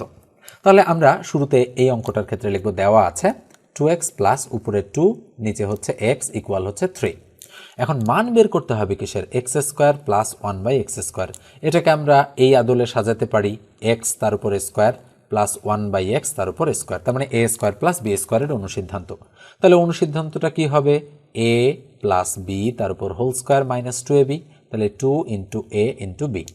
ঠিক আছে, তাহলে খেয়াল করেন এখানে বিষয়টা কি হচ্ছে। আমাদের কিন্তু x প্লাস 1/x এই আদলে মানটা দরকার। যেহেতু এখানে 2x প্লাস 2 ভাগ x আছে, আমরা 2 কমন নেব। কমন নিলে কি থাকে? x থাকে। এবার 1/x থাকে এখানে, কারণ 2 তো কমন চলে গিয়েছে, তাই না? তাহলে ইকুয়াল থাকে 3। তাহলে আমরা বলতে পারি সুতরাং x প্লাস 1/x ইকুয়াল, এই 2 ইন্টু আকারে আছে, এদিকে ভাগ হয়ে যাবে 3/2। তাহলে দেখেন x প্লাস 1/x এর মান আমরা কত পেলাম? এখানে আমরা পেলাম কিন্তু 3/2। তাহলে মানটা যদি আমরা এখানে বসাই দিই, তাহলে আমরা বসাই দিব এবার মানটা। তাহলে 3/2 তার উপর হোল স্কোয়ার মাইনাস এটা কাটা, তাহলে 2 একে 2, তাহলে 3-এর উপর স্কোয়ার মানে 9, আর 2-এর উপর স্কোয়ার মানে 4, মাইনাস হচ্ছে 2। তাহলে যদি আমরা লসাগু করি, লসাগু 4, তার মানে 9 মাইনাস 4 2 8, তার মানে 8। তাহলে উপরে 1, তার নিচে 4, তার মানে আমরা বলতে পারি 1/4 হচ্ছে আমাদের অ্যান্সার। এই অঙ্কটার বাকি অপশনগুলো কিন্তু এখানে ওঠেনি, তো আপনারা একটু মানে হচ্ছে মনোযোগ দিয়ে দেখেন বিষয়টা, যে কেন এরকমটা হয়েছে। পরীক্ষার হলে কিন্তু এই অংশটুকু আপনাদের অনেক সময় মাথায় নাও আসতে পারে, কিন্তু আগে থেকে যদি আপনাদের প্র্যাকটিস করা থাকে তাহলে কিন্তু অবশ্যই পরীক্ষার হলে আপনাদের মনে পড়বে। ঠিক আছে, তো এবার আমরা পরের অঙ্কটাতে চলে যাচ্ছি। 29 নম্বর অঙ্কটা দেখেন। বলা হচ্ছে x minus y equal to 10 এবং xy ইকুয়াল টু 30 হলে x cube minus y cube এর মান কত?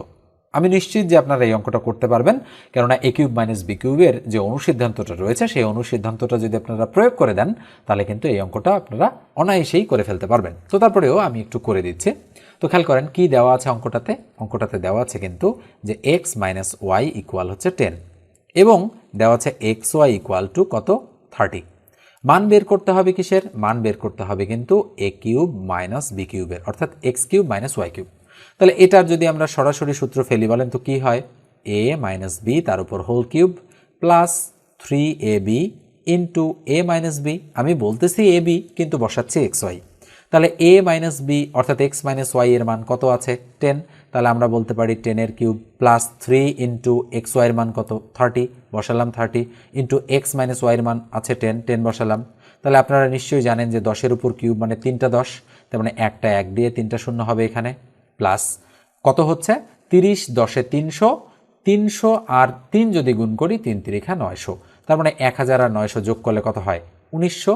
তার মানে এই অঙ্কটার অ্যান্সার হচ্ছে 1900, অর্থাৎ 1900, অর্থাৎ ডি নম্বর অ্যান্সারটা, অর্থাৎ লাস্ট যে অপশনটা রয়েছে এই অপশনটাই এখানে কিন্তু রাইট। ঠিক আছে, এভাবেও আপনারা আবার দেখেন বিষয়টা, যে দুটি সংখ্যার গুণফল 30 আপনারা যদি একটু শর্টকাট মেথডে চিন্তা করেন এবং বিয়োগফল 10, তাহলে কিভাবে এই সংখ্যা দুটো তৈরি হতে পারে? তাহলে আপনারা দুটি সংখ্যার গুণফল 30 আর বিয়োগফল হচ্ছে 10, তাহলে আপনারা নিজেরাই তৈরি করার চেষ্টা করেন যে গুণফল কতভাবে 30 হতে পারে। তার মানে 30 একে 30 এটা হতে পারে, আবার 3 10 30 এটা হতে পারে, আবার 5 6 30 হতে পারে, তাই না? আরও কতভাবে হতে পারে বলেন তো দেখি? আরও কিন্তু নানাভাবে 30 হতে পারে, ঠিক আছে? আবার 15 দুগুণ 30 হতে পারে, আরও কতভাবে হতে পারে আপনারা একটু চিন্তা করে বিষয়টা দেখেন। তাহলে আমি এভাবে চিন্তা করলাম না, কেননা এভাবে চিন্তা করলে কিছু কিছু অঙ্কে ঝামেলা হতে পারে। তো যাই হোক, কেননা অঙ্কটা এভাবেই করাই, কিন্তু মানে কিউবের অঙ্কগুলো এভাবে করা বুদ্ধিমানের কাজ। আর যদি স্কোয়ার সম্পর্কিত হতো তাহলে কিন্তু আপনারা এভাবে করলে একটু তাড়াতাড়ি করতে পারতেন। তো যাই হোক, আমি এটা মুছে দিচ্ছি। তো সব অঙ্ক কিন্তু মানে হচ্ছে একভাবে চিন্তা করলে হবে না, চিন্তা যেহেতু বেশি সময় লাগছে তাই আমি চিন্তা করা বাদ দিয়ে দিলাম, ঠিক আছে? তাহলে এভাবে যেভাবে করে দিয়েছি সেভাবেই রাইট। এবার দেখেন 28 নম্বর অঙ্কটা, পিতা পুত্রের অঙ্ক। বলা হচ্ছে কি? বলা হচ্ছে পিতা ও পুত্রের বয়সের সমষ্টি 76 বছর। পিতার বয়স পুত্রের বয়সের 3 গুণ হলে পুত্রের বয়স কত বছর? তাহলে কি বলা হচ্ছে যে পিতা ও পুত্রের বয়সের সমষ্টি কিন্তু 76, তার মানে পিতা যোগ পুত্র ইকুয়াল 76। পিতার বয়স পুত্রের বয়সের 3 গুণ হলে পুত্রের বয়স কত? তাহলে আমরা ধরে নেব যে ধরি পুত্রের বয়স, তার মানে পুত্রের বয়স আমি x ধরে নিলাম। তাহলে এটা কিন্তু আমরা ধরলাম যে ধরি পুত্রের বয়স হচ্ছে x। তাহলে কি বলা হচ্ছে? তাহলে বলেন তো দেখি, আমরা পিতা কি বলতে পারি এখন? তাহলে পিতা বলতে পারি, যেহেতু পুত্রকে আমরা x হিসেবে ধরে নিয়েছি, আমরা ধরে অঙ্কটা করব আগে ডিটেলস। তাহলে পিতা কি হবে? দুইজনের বয়সের সমষ্টি যেহেতু 76 বছর, তার মানে পুত্রের বয়স যদি x হয়, তাহলে 76 থেকে যদি আমি x বাদ দিই তাহলে তো পিতা পাওয়া যাবে, তাই না? যেহেতু পুত্র আমি ধরে নিয়েছি x, তাহলে পিতা থেকে অর্থাৎ দুইজনের বয়সের সমষ্টি থেকে পুত্রটা বাদ দিলে আমি পিতা পেয়ে গেলাম। তাহলে পুত্র আর পিতার বয়স আমার বের করা শেষ, এ পর্যন্ত আসলাম।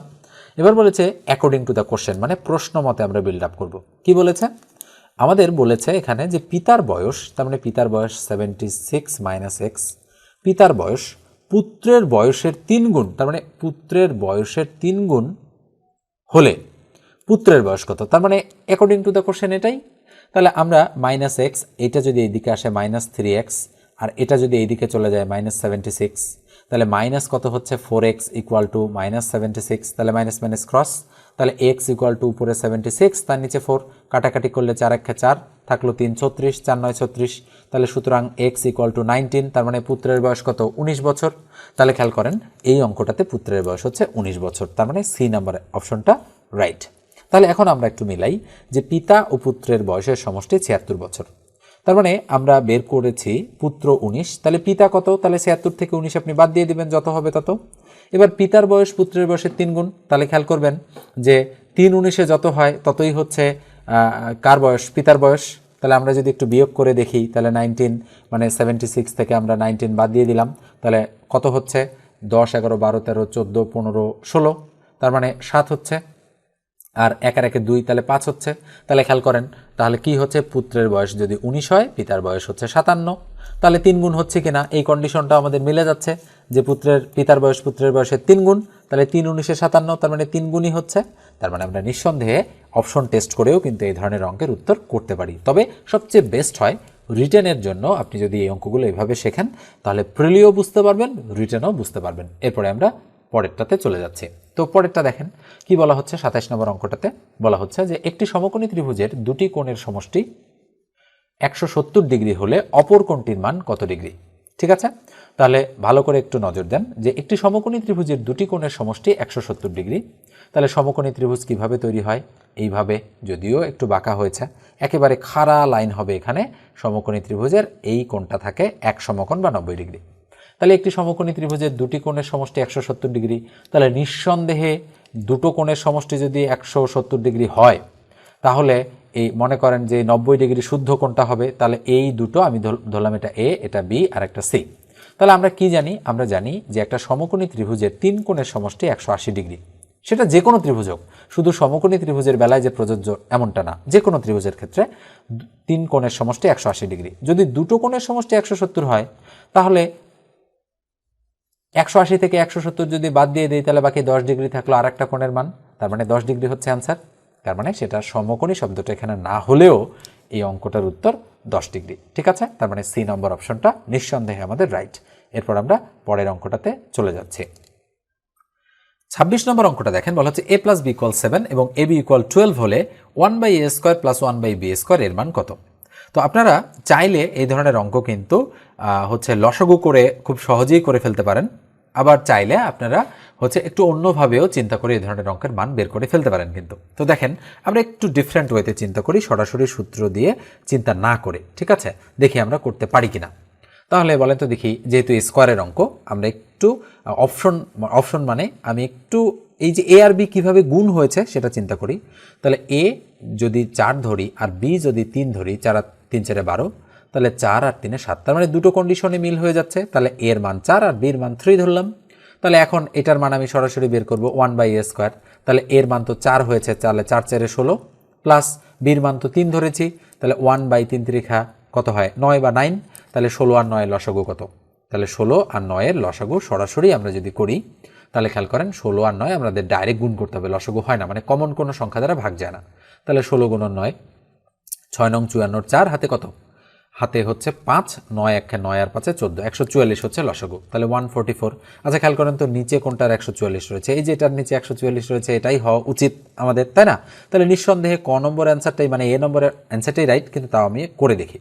তাহলে 16 দিয়ে 144কে ভাগ করলে কত হয় 9, তাহলে উপরে 9 দিয়ে দিলাম, ঠিক আছে। মাঝখানে কি চিহ্ন রয়েছে, প্লাস চিহ্ন রয়েছে।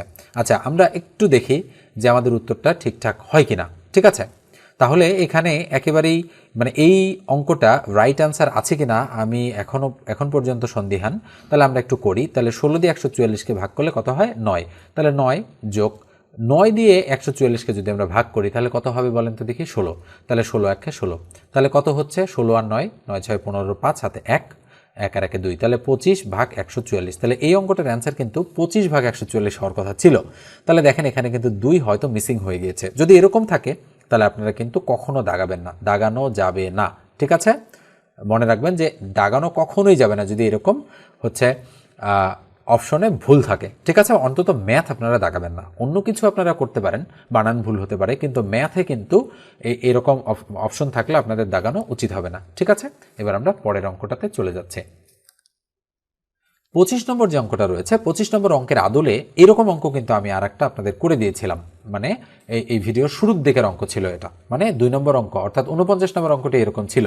তো আপনাদের এই অঙ্কটা আমি HW দিচ্ছি, মানে হোমওয়ার্ক দিচ্ছি, অবশ্যই করে অ্যান্সার আপনারা বের করবেন, আর যদি অ্যান্সার না থাকে তাহলে কিন্তু দাগাবেন না। তাহলে দেখেন 24 নম্বর বলা হচ্ছে 60 জন ছাত্রের মধ্যে 42 জন ফেল করলে পাশের হার কত। তাহলে কতজন ফেল করেছে, পাশের হার যেহেতু চেয়েছে 42 জন ফেল। আচ্ছা বলেন তো তাহলে পাশ করেছে কয়জন, পাশ করেছে কিন্তু 18 জন, পাশ করেছে 18, কারণ কি 60 জন মোট ছাত্র, তাহলে মোট ছাত্র হচ্ছে 60, যেহেতু পাশের হার বের করতে বলেছে তাহলে 60-এর মধ্যে পাশ করেছে 18, তাহলে শতকরা পাশ যেহেতু বলেছে, পাশের হার যেহেতু বলেছে, তাহলে গুণন 100 দিয়ে দিব, তাহলে 0 0 কেটে দিলাম, 3 6 18, তাহলে 3 10 কত হবে 30% ছাত্র পাশ করেছে, তাহলে পাশের হার হচ্ছে 30%, ঠিক আছে। এবার আমরা এটা মুছে দিচ্ছি। তাহলে এরপরে দেখেন পরের অঙ্কটাতে আমি চলে যাচ্ছি। পরের অঙ্কটা কি বলা হচ্ছে, 23 নম্বর অঙ্কটা দেখেন, বলা হচ্ছে দাঁড় বেয়ে একটি নৌকা স্রোতের অনুকূলে ঘন্টায় যায় 15 কিলোমিটার এবং স্রোতের প্রতিকূলে ঘন্টায় যায় 5 কিলোমিটার, স্রোতের বেগ নির্ণয় করো। মোটামুটি কঠিন ধাঁচের একটা অঙ্ক। তো স্রোতের বেগ যদি আমরা নির্ণয় করতে চাই তাহলে কিন্তু আমাদের একটু হিসাবটা একটু ভালো করে করতে হবে। তো আমি আপনাদের যেভাবে শিখিয়েছি আপনারা সেভাবেই করবেন অঙ্কগুলো। আমার ভিডিও যারা নিয়মিত দেখেন তারা এই নিয়মটা জানেন। তাহলে আমি প্রথমে কি লিখি, আমি লিখি নৌকা, এখানে লিখি অনুকূল, আর এইদিকে লিখি আমি প্রতিকূল, আর এইখানে কি লিখি, এখানে লিখি মাইনাস স্রোত, আর এখানে লিখি স্রোত, এই স্রোতটা হচ্ছে প্লাস স্রোত। তাহলে প্রথমে নৌকা, তারপরে স্রোত, তারপরে প্লাস স্রোত মাইনাস স্রোত, এরপরে অনুকূল, এরপরে প্রতিকূল। তাহলে কি কি দেওয়া আছে অঙ্কটাতে তথ্য, অঙ্কটাতে দেওয়া আছে দাঁড় বেয়ে একটি নৌকা স্রোতের অনুকূলে ঘন্টায় 15 কিলোমিটার যায়, তাহলে অনুকূলে যায় 15 কিলোমিটার পার আওয়ার, এটা হলো। এবার স্রোতের প্রতিকূলে ঘন্টায় যায় 5 কিলোমিটার পার আওয়ার, তাহলে প্রতিকূলে যায় 5 কিলোমিটার পার আওয়ার। আমি একটু মুছে দিই, ভালো করে লিখি, তাহলে যায় 5 কিলোমিটার পার আওয়ার। এখন মনে রাখেন যে নৌকাটা নিশ্চয়ই স্রোতের বেগ নির্ণয় করতে বলছে, আগে আমরা নৌকার হচ্ছে এখানে কত হবে সেটা বের করব, বের করলেই আমরা বুঝতে পারবো যে স্রোতের বেগ কত হবে। তো মনে রাখেন নৌকার বেগ মানে স্থির পানিতে নৌকার বেগ বের করার জন্য এই দুটো সংখ্যা যোগ করে 2 দিয়ে ভাগ করে দিলে যা হবে সেটা নৌকার বেগ। তাহলে 15 আর 5 20, 20কে 2 দিয়ে ভাগ করলে কত হয় 10, তাহলে নৌকার বেগ হচ্ছে 10 কিলোমিটার পার আওয়ার। এখন নৌকার স্থির পানিতে নৌকার বেগ যদি 10 কিলোমিটার পার আওয়ার হয় তাহলে স্রোতের বেগ নিশ্চয়ই 5, কেননা 10 আর 5 মিলে 15 হবে। আর এই স্রোতের বেগও নিশ্চয়ই 5, কেননা 10-এর থেকে 5 মাইনাস হয়ে 5 হবে। তার মানে বোঝা যাচ্ছে যে যদি আমরা স্থির পানিতে নৌকার বেগটা বের করতে পারি তাহলে কিন্তু মুহূর্তের মধ্যেই আমরা স্রোতের বেগটা পেয়ে যাব। যেহেতু অনুকূল প্রতিকূল দেওয়াই আছে, এইভাবে যদি আপনারা বুঝতে পারেন তাহলে খুব সহজেই এই ধরনের অঙ্কগুলো কিন্তু করতে পারবেন। আরও অনেক পদ্ধতি রয়েছে, তবে এমসিকিউ টাইপের পরীক্ষায় অংশগ্রহণ করার জন্য বা দাগানোর জন্য, এমসিকিউ দাগানোর জন্য এই পদ্ধতিটা আমার কাছে বেস্ট বলে মনে হয়। এই জন্য আমি এটাই করাই আপনাদের। তাহলে কত উত্তর? উত্তর হচ্ছে স্রোতের বেগ হচ্ছে 5। ঠিক আছে, তার মানে উত্তরটা এ নাম্বার। এবার আমরা 22 নম্বরে চলে যাচ্ছি। বলা হচ্ছে কোনো স্থানে যতজন লোক ছিল প্রত্যেকে তত 5 টাকা করে চাঁদা দেওয়ায় মোট 4,500 টাকা আদায় হলো। ওই স্থানে লোক সংখ্যা কত ছিল? 40, 30, 35, 45 সম্ভাব্য 4টা অপশন রয়েছে। তাহলে আমরা ধরে নিতে পারি, কি ধরে নিতে পারি বলেন তো দেখি। যেহেতু বলেছে লোক সংখ্যা, তাহলে আমরা ধরে নিলাম লোক সংখ্যা হচ্ছে x জন ছিল। তাহলে কোনো স্থানে যত লোক ছিল, তাহলে x জন লোক ছিল, প্রত্যেকে তত 5 টাকা, তাহলে প্রত্যেকে তত 5 টাকা দেওয়া মানে 5x। ওকে, তার মানে x জন লোক ছিল, প্রত্যেকে দিচ্ছে 5x পরিমাণ। তাহলে এই পরিমাণ যদি দেয় তাহলে মোট টাকা হয় 4,500, তাহলে ইকুয়াল হচ্ছে 4,500। এখন এই জিনিসটা যদি কেউ বুঝতে না পারেন যে কিভাবে হলো, সেক্ষেত্রে কিন্তু আপনারা এই অঙ্কটা করতে পারবেন না। এই জন্য দীর্ঘদিনের অভ্যাস দরকার, এই জন্য বেসিক জানার প্রয়োজন রয়েছে কিন্তু আপনাদের। তাহলে বা 5x স্কোয়ার ইকুয়াল টু হচ্ছে 4,500। ওকে, এই অঙ্কটা একটু কম বুঝবেন আপনারা, আমি নিশ্চিতভাবেই এটা জানি, তারপরে আমি করে দিচ্ছি। তাহলে 4,500 ডিভাইডেড বাই হচ্ছে 5, তাহলে 5 9 45, তার মানে 900। তাহলে বলেন তো দেখি এক্স স্কোয়ার ইকুয়াল টু যদি 900 হয় তাহলে x equal to root over 900 হচ্ছে। তাহলে 900কে রুট করলে সুতরাং এক্স ইকুয়াল টু কত হবে? 30 বা 30। তার মানে বি নম্বর অ্যান্সারটা এক্ষেত্রে রাইট। ঠিক আছে, এরপরের অঙ্কটা অনেক সহজ রয়েছে। এরপরে আমরা চলে যাচ্ছি 21 নম্বর অঙ্কে। 21 নম্বর অঙ্কটা দেখেন, বলা হচ্ছে একটি আয়তকার ক্ষেত্রের দৈর্ঘ্য 20% বৃদ্ধি এবং প্রস্থ 10% হ্রাস করলে ক্ষেত্রফলের শতকরা কত পরিবর্তন হবে? একদম সহজ অঙ্ক আপনাদের জন্য, কারণ আমি অসংখ্যবার এই ধরনের অঙ্ক কিন্তু আপনাদের করে দিয়েছি। তাহলে কি সূত্র প্রয়োগ হবে? সূত্র প্রয়োগ হবে a প্লাস বি প্লাস উপরে এ বি, তার নিচে হচ্ছে 100। এতে কি? প্রথমটা। বিতে কি? পরেরটা। তাহলে এ মানে হচ্ছে 10% 20% বৃদ্ধি, তার মানে +20। আর বি মানে হচ্ছে 10% হ্রাস, তার মানে -10। তাহলে এর মান বসাবো 20, বির মান বসাবো -10, প্লাস এর মান বসাবো 20, বির মান বসাবো -10, ভাগ হচ্ছে 100। তাহলে ইকুয়াল, তাহলে 20 প্লাসে মাইনাসে মাইনাস, তাহলে 20 - 10 প্লাস আর এই মাইনাসে হচ্ছে মাইনাস, তাহলে উপরে 20 10-এ কত হয়? উপরে 200, তার নিচে হচ্ছে 100, 0 2টা কাটা। তাহলে বলেন তো 20 - 10 - 2 কত হচ্ছে? 8। তার মানে 8% প্লাস হচ্ছে এটা, যেহেতু 12 হচ্ছে মাইনাস আর 20 হচ্ছে প্লাস, তার মানে 20 বড়, তাহলে +8, তার মানে 8% বৃদ্ধি করতে হবে। ঠিক আছে, তার মানে ক নম্বর বা এ নম্বর অপশনটা এক্ষেত্রে রাইট। এবার আমরা পরেরটাতে চলে যাচ্ছি। তো পরের অঙ্কটা একটু দেখেন, পরের অঙ্কটাতে কি বলা হচ্ছে যে বেলা 2টা 20 মিনিটে ঘন্টার কাঁটা এবং মিনিটের কাঁটার মধ্যবর্তী কোণের মান কত? আমি কিন্তু ঘড়ির অঙ্ক করে দিয়েছি, তাই এই অঙ্কটা আমি HW দিলাম। তো একই অঙ্ক আমি মানে হচ্ছে একাধিক রেখেছি এই কারণে যাতে আপনারা প্র্যাকটিস করতে পারেন। এবার দেখেন ছক্কার অঙ্ক, 19 নম্বর অঙ্ক। বলেছে একটি ছক্কা একবার নিক্ষেপ করলে 2 থেকে বড় সংখ্যা পাওয়ার সম্ভাবনা কত? এটা মুছে দেই আগে আমি। তাহলে কি বলা হচ্ছে? তাহলে একটি ছক্কা একবার নিক্ষেপ করলে 2 থেকে বড় সংখ্যা পাওয়ার সম্ভাবনা কত? তাহলে সম্ভাবনার সূত্র কি হবে সেটা আমরা আগে জানি। সম্ভাবনা মানে হচ্ছে উপরে হচ্ছে অনুকূল ঘটনা আর নিচে হচ্ছে মোট ঘটনা। তাহলে নিচে আমরা বলবো মোট ঘটনা আর উপরে হচ্ছে অনুকূল ঘটনা। এটা হলো সম্ভাবনার রুল বা সূত্র। ঠিক আছে, এটা আপনাদের মনে রাখতে হবে সব সময়ের জন্য। এবার আসেন, মোট ঘটনা মানে একটা জিনিসে মোট কতগুলো ঘটনা ঘটতে পারে। তাহলে ছক্কায় মোট ঘটনা আছে কিন্তু 6টা। কেন? কারণ একটা পুট, একটা 2, একটা 3, একটা 4, একটা 5 আর একটা 6। ঠিক আছে, এই মোট কয়টা ঘটনা? 6টা ঘটনা। তাহলে মোট ঘটনার নিচে হবে 6।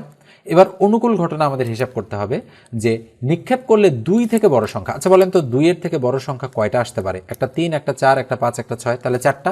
এই অনুকূল ঘটনা হচ্ছে 4। জাস্ট এইটা মনে রাখলে আপনারা করতে পারবেন।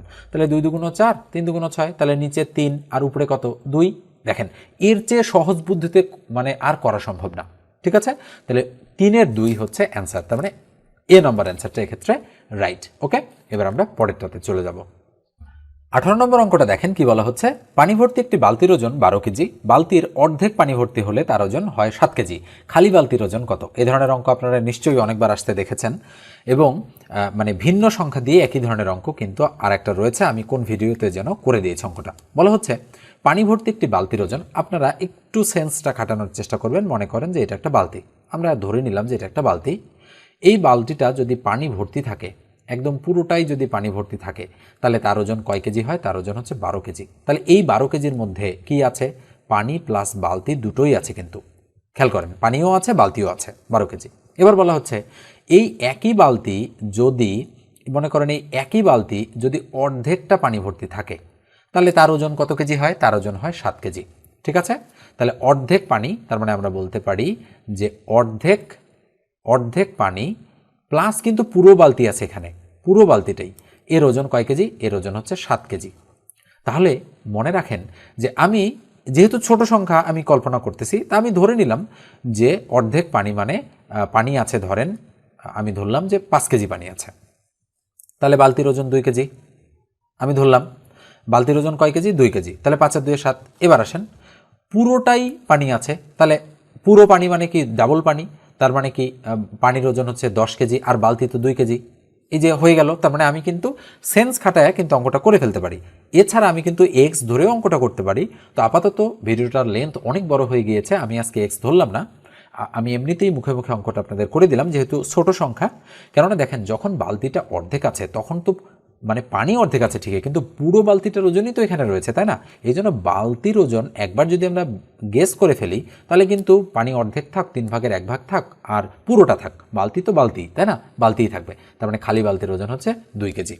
ঠিক আছে, এভাবে আপনারা করতে পারেন। তো আমি পরবর্তী সময়ে ইকুয়েশন বিল্ড আপ করেও এই অঙ্কটা করে দেব, আজকে আর করে দিচ্ছি না। তাহলে এরপরে দেখেন 17 নম্বর অঙ্কে বলা হচ্ছে কোন ভগ্নাংশটির মান সবচেয়ে বড়? 3 ভাগ 10, 2 ভাগ 5, 4 ভাগ 15, 7 ভাগ 20।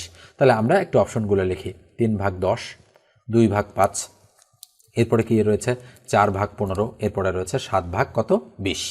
তাহলে আমরা কম্পেয়ার করতে পারি। কিভাবে কম্পেয়ার করে আমরা অ্যান্সার বের করতে পারি? খেয়াল করেন, এই কোণাটাকে গুণ করব, 3 5 15, এই কোণাটা গুণ করব 10 2 20। তাহলে যেহেতু বড় বলেছে, এটা বড় এটা ছোট, তাই এটা ক্রস।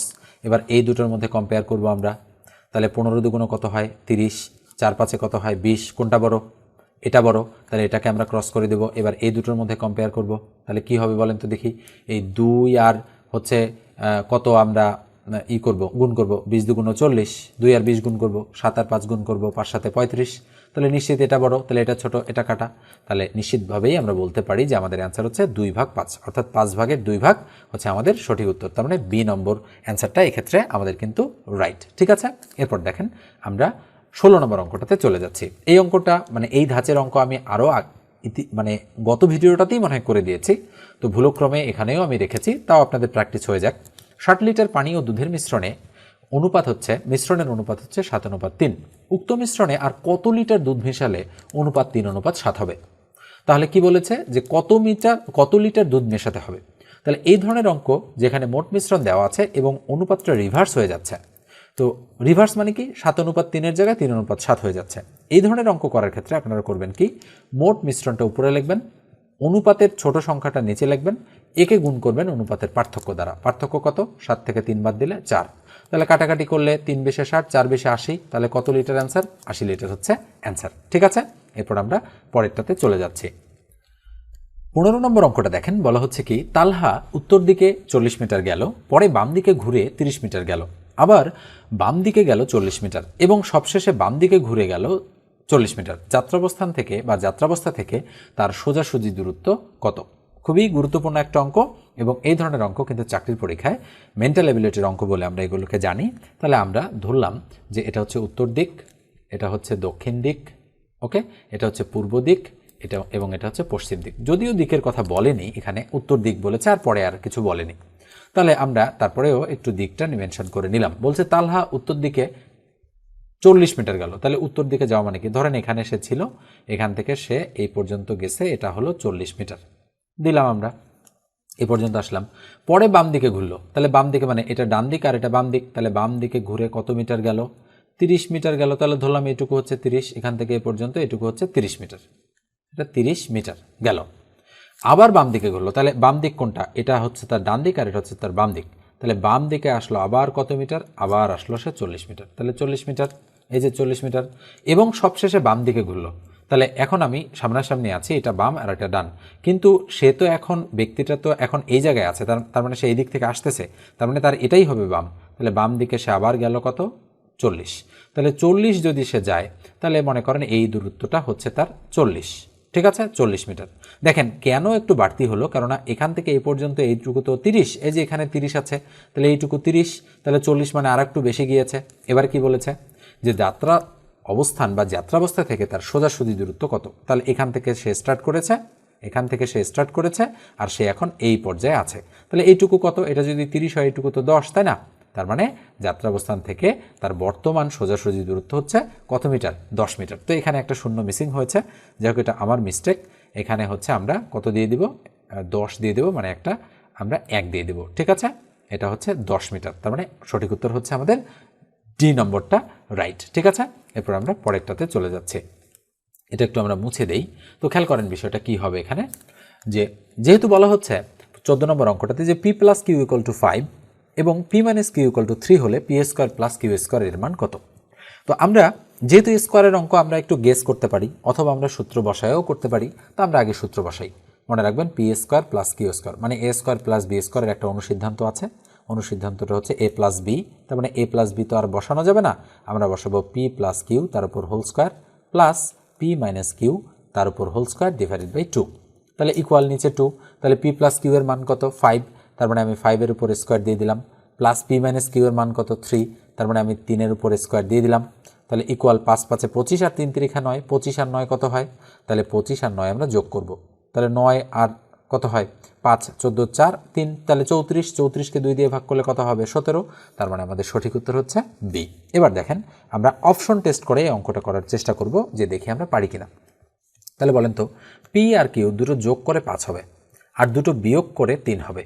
তাহলে আমি কি বলতে পারি, আমি একটা নিয়ম শিখিয়েছি যে যোগফল আর বিয়োগফলের যদি মান থাকে, তাহলে পি এর মান আর কিউ এর মান, পি তো বড় সংখ্যা যেহেতু প্রথমে আছে প্লাস আকারে আছে, এই জন্য পি বড় সংখ্যা, তাহলে দুটো সংখ্যার যোগফল আর বিয়োগফল দেওয়া থাকলে সংখ্যা দুটো যোগ করে 2 দিয়ে ভাগ করলে বড়টা পাওয়া যাবে, আর সংখ্যা দুটো বিয়োগ করে 2 দিয়ে ভাগ করলে ছোটটা পাওয়া যাবে। তাহলে 5 আর 3 8, 8কে 2 দিয়ে ভাগ করলে 4, 5 থেকে 3 গেলে 2, 2কে 2 দিয়ে ভাগ করলে 1। এবার দেখেন দুইটা মিলে, পি এর মান 4 আর কিউ এর মান 1, 4 আর 1 5, পি এর মান 4 আর কিউ এর মান 1, 4 থেকে 1 গেলে 3, মিলে গেছে। তাহলে পি এর মান 4, তাহলে 4 এর স্কোয়ার প্লাস কিউ এর মান কত 1, তাহলে 1 এর স্কোয়ার, তাহলে 4 4 এ 16 যোগ 1, 16 আর 1 এ 17। আপনাদের খুশি, আপনারা যে কোনোটা করতে পারেন। এবার দেখেন স্ক্রিনে যে অঙ্কটা রয়েছে 13 নম্বর, বলা হচ্ছে পিতা ও মাতার মানে বয়সের হবে, এখানে যাই হোক বানানটা ভুল হয়েছে, কি হবে এখানে, এখানে হবে বয়সের, ঠিক আছে। তাহলে পিতা ও মাতার বয়সের গড় 45 বছর, আবার পিতা মাতা ও এক পুত্রের বয়সের গড় 36 বছর, পুত্রের বয়স কত। তাহলে আমরা যদি অঙ্কটা করতে চাই, তাহলে পিতা ও মাতার বয়সের গড় 45 বছর, তাহলে সমষ্টি কত, দুইজনের বয়সের সমষ্টি হচ্ছে 45 দুগুণ 90, তাহলে পিতা মাতা মিলে 90 বছর বয়স। এবার বলা হচ্ছে পিতা মাতা ও এক পুত্র, তাহলে 3 জনের বয়সের গড় 36, তাহলে সমষ্টি কত 3 জনের বয়সের সমষ্টি, তাহলে 36 গুণন হচ্ছে 3, তাহলে 3 6 18 8 হাতে 1, 3 3 9 আর 1 10, তাহলে 108।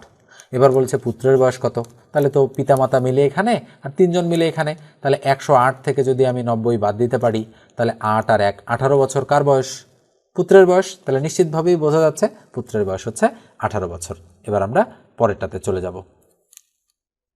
12 নম্বর অঙ্কটা দেখেন, বলা হচ্ছে দুটি সংখ্যার অন্তর 12, বড়টির সঙ্গে 1 যোগ করলে ছোটটির দ্বিগুণ হয়, সংখ্যা দুটি কি কি, ঠিক আছে।